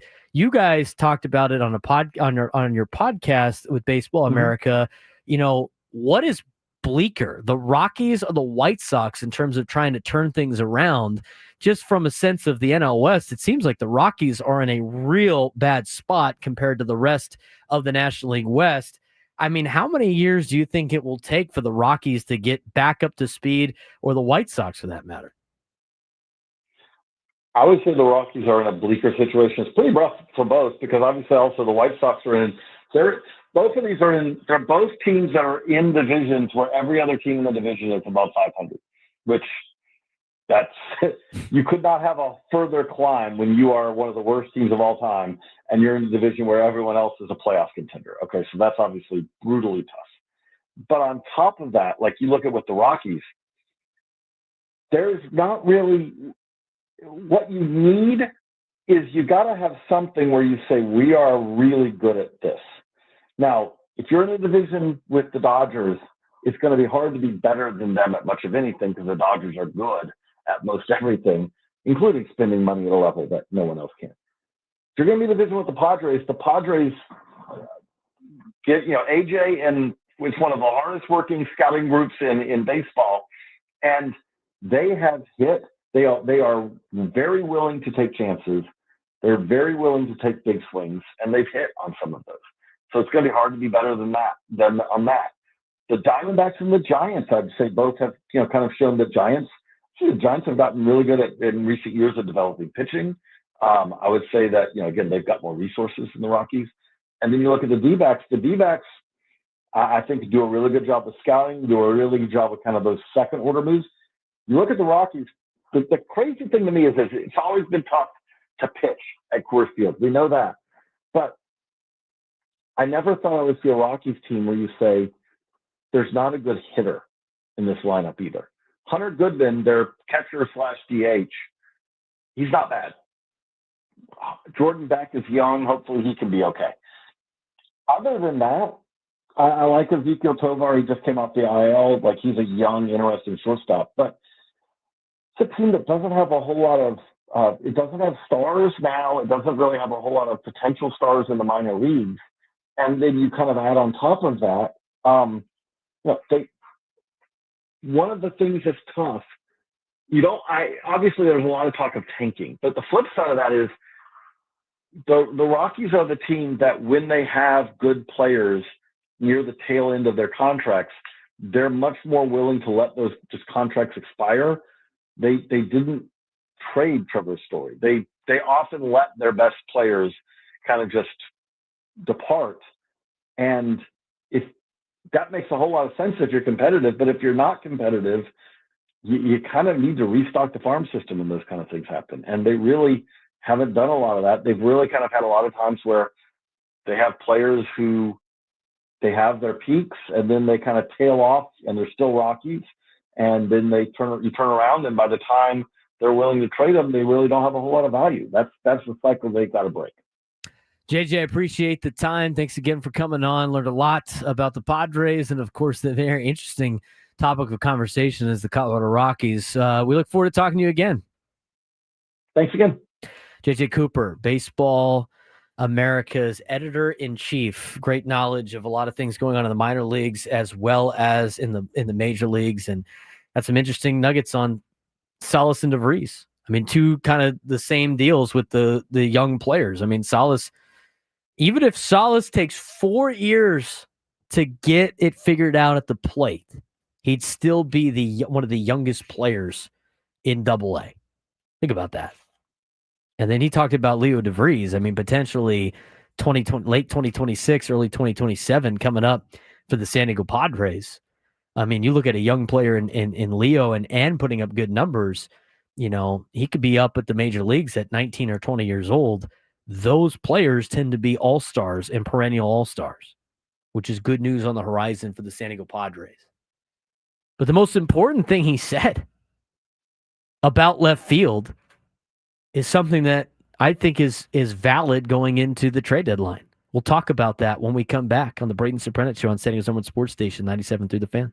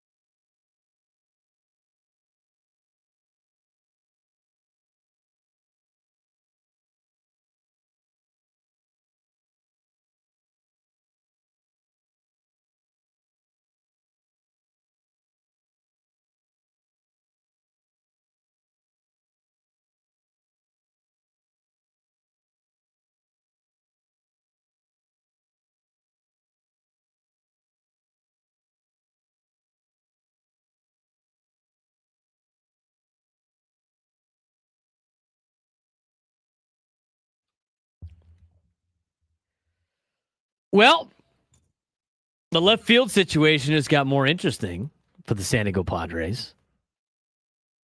Dennis Lin had this, just tweeted this out. According to Dennis Lin, after trading Connor Joe last week, the Padres are parting with another left field option. They placed Oscar Gonzalez on unconditional release waivers to allow him to pursue an opportunity with the Japanese team, sources said. So no more Oscar Gonzalez. So out of all your best options in AAA, the one that a lot of fans that were mentioning was Oscar Gonzalez. Think about that for a second. To all the Padres fans out there that said they'd rather see Oscar Gonzalez in left field for the Padres. If the Padres thought Oscar Gonzalez could do a better job than what they're currently getting, they would not have put him on unconditional release to pursue an opportunity in Japan, which means he's not getting too many opportunities in Major League Baseball either. Unconditional release for Oscar Gonzalez to pursue an opportunity in Japan. You're running out of options, guys, in left field, aside from what you currently have, which is Jason Hayward and Brandon Lockridge. And we've already started to see where the Padres are going with Jason Hayward. He wasn't in the starting lineup all weekend against right-handed pitching. They have gotten to a point where they threw Gavin Sheets out in left field. Think about that. Again, think about all of that. So now the next name that everybody's going to keep saying is Tirso Ornelas. We've seen Tirso Ornelas at the big league level. Guy looked lost. Beyond lost. Now, I guess if you want to view it from a standpoint of more upside in a 25-year-old, yeah, sure. We'll roll him out there all the time. But in the big leagues this year, he was 1 for 14. Not a big enough sample size. I agree with that. Not a big enough sample size. But if the Padres thought that Tirso Ornelas would be a better option than what they currently have in left field, I got news for you guys. Tirso Ornelas would be with the team in Toronto right now. He ain't. He's down in El Paso. The Padres don't think he's a better option. Otherwise, he'd be up on the top. He'd be up with the big leagues. So it is a small sample size, but his at-bats were not very good. I know it's 14 at-bats. His OPS plus was negative 23. I didn't even know OPS plus went negative. The average baseball player's OPS plus is 100. Tirso's was negative 23. Again, I get it. 14 at-bats. 16 plate appearances. But I don't think the Padres are in a position to roll him out there every single day in left field. So, that's the negative about left field. Now the positive. I went to break teasing this. If you missed the interview with J.J. Cooper, the editor-in-chief of Baseball America, he's been doing it a long time. He's got a good pulse on the minor leagues. We asked about Ethan Salas. We asked about Leo DeVries, and then the other question was, because people are like, unless you got those two guys that the Padres aren't going to give up, they have nothing to trade. I asked the question, what is there? Even though the Padres farm system is not deep, is there anything available for them to trade for a left fielder? And J.J. Cooper said that if you're going to trade for any position at the deadline, the position that costs the least is left field or a bullpen arm. What do the Padres need the most? I mean, forget about catcher. You got a placeholder there. What are the positions that the Padres need the most at the trade deadline? left field, and if you're going to add more, a bullpen piece, maybe two. Those are the cheapest things you can ever get at the trade deadline. He brought up the fact that the Atlanta Braves, the year they won the World Series, had to reconstruct their entire outfield at the trade deadline. They went out and won a World Series. You can go out there and get a left fielder for relatively cheap at the deadline. You don't need to trade a Salas or DeVries. You don't need to trade one of your top prospects. You could go get a left fielder at the deadline.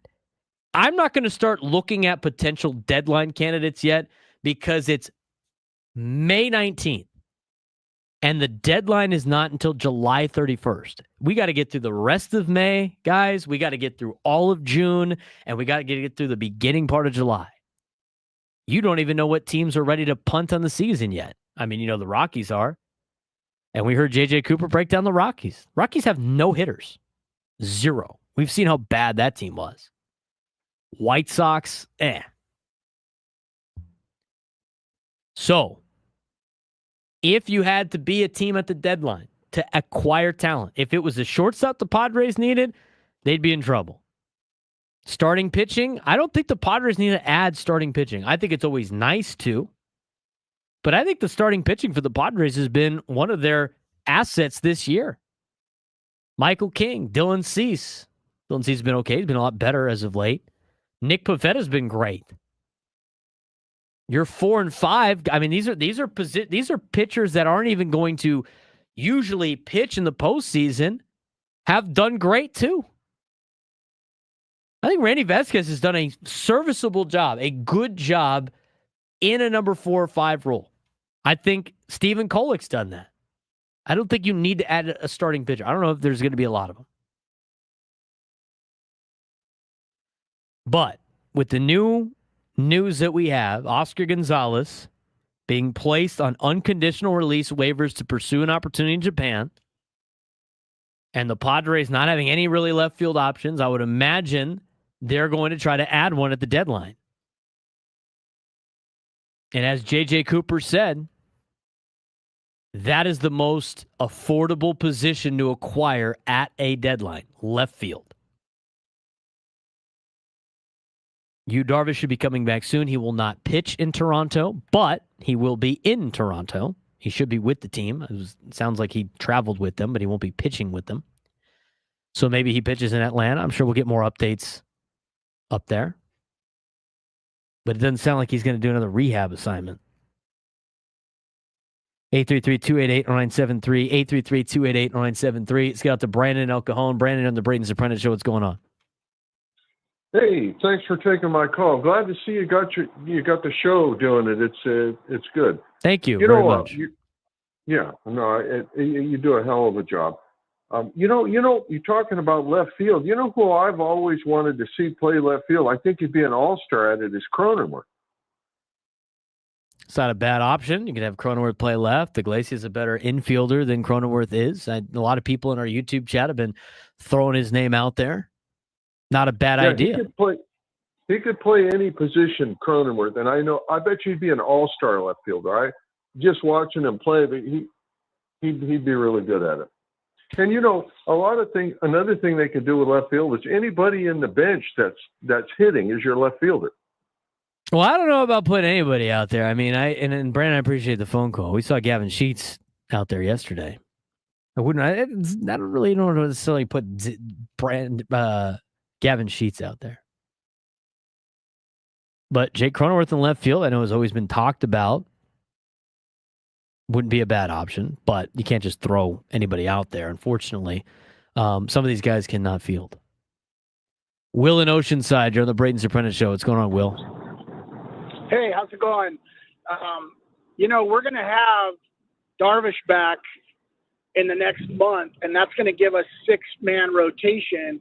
That, to me, that makes Vasquez kind of, he's either going to have to probably go in the pen or maybe he's trade bait. Maybe we use him and somebody to go get a good left fielder. I'll take your response off the air. Well, Will, Did he miss the part where I said it's usually a cheap option, Frank? Cheap option, which means you don't have to part ways with a number 4 or 5 starter in your rotation to go get a guy in left field. But no, you can't trade away young, controllable pitchers. I mean, you'd be in a world of hurt doing that.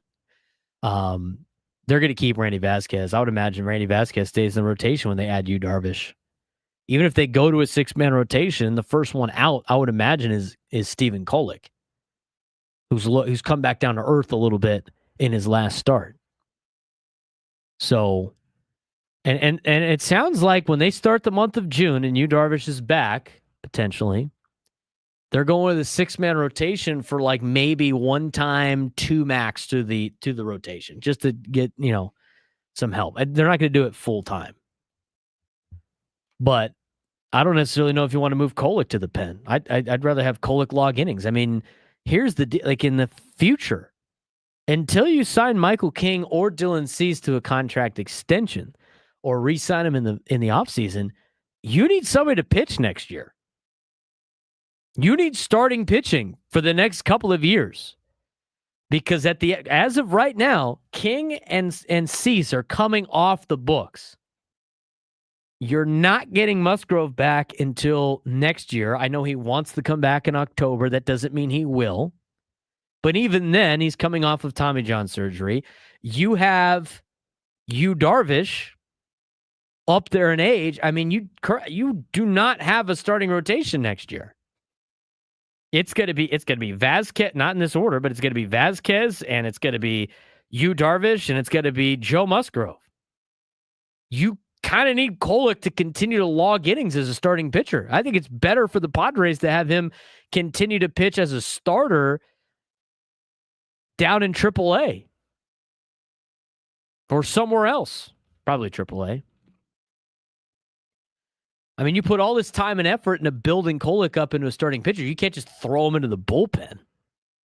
Now, when you get to the playoffs, you could do that.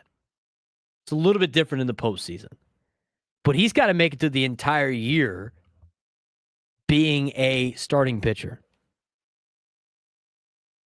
Charles, I don't think they're going to let both of those guys leave. Yeah, they do have Nick Pivetta. I don't think they're going to let both of those guys leave. But as of right now, you also can't assume that they're going to get one of those guys back. You need to have starting pitching in the future. And even after that, you have young, controllable starting pitching right now in Kolek and in Vasquez. You can't let those guys walk or move them into the bullpen. You spent $5 million on Morejon to be a starting pitcher, and he's a bullpen-only guy now. So those are some of the things that you have to discuss. Tomorrow we'll get a full preview on the Blue Jays series. Dan Schulman joins us. For Frank Marchese, I'm Braden Surprenant. Thanks again for tuning in to the Braden Surprenant Show. Gwen and Chris coming up next on San Diego's #1 Sports Station 97 through the Fan.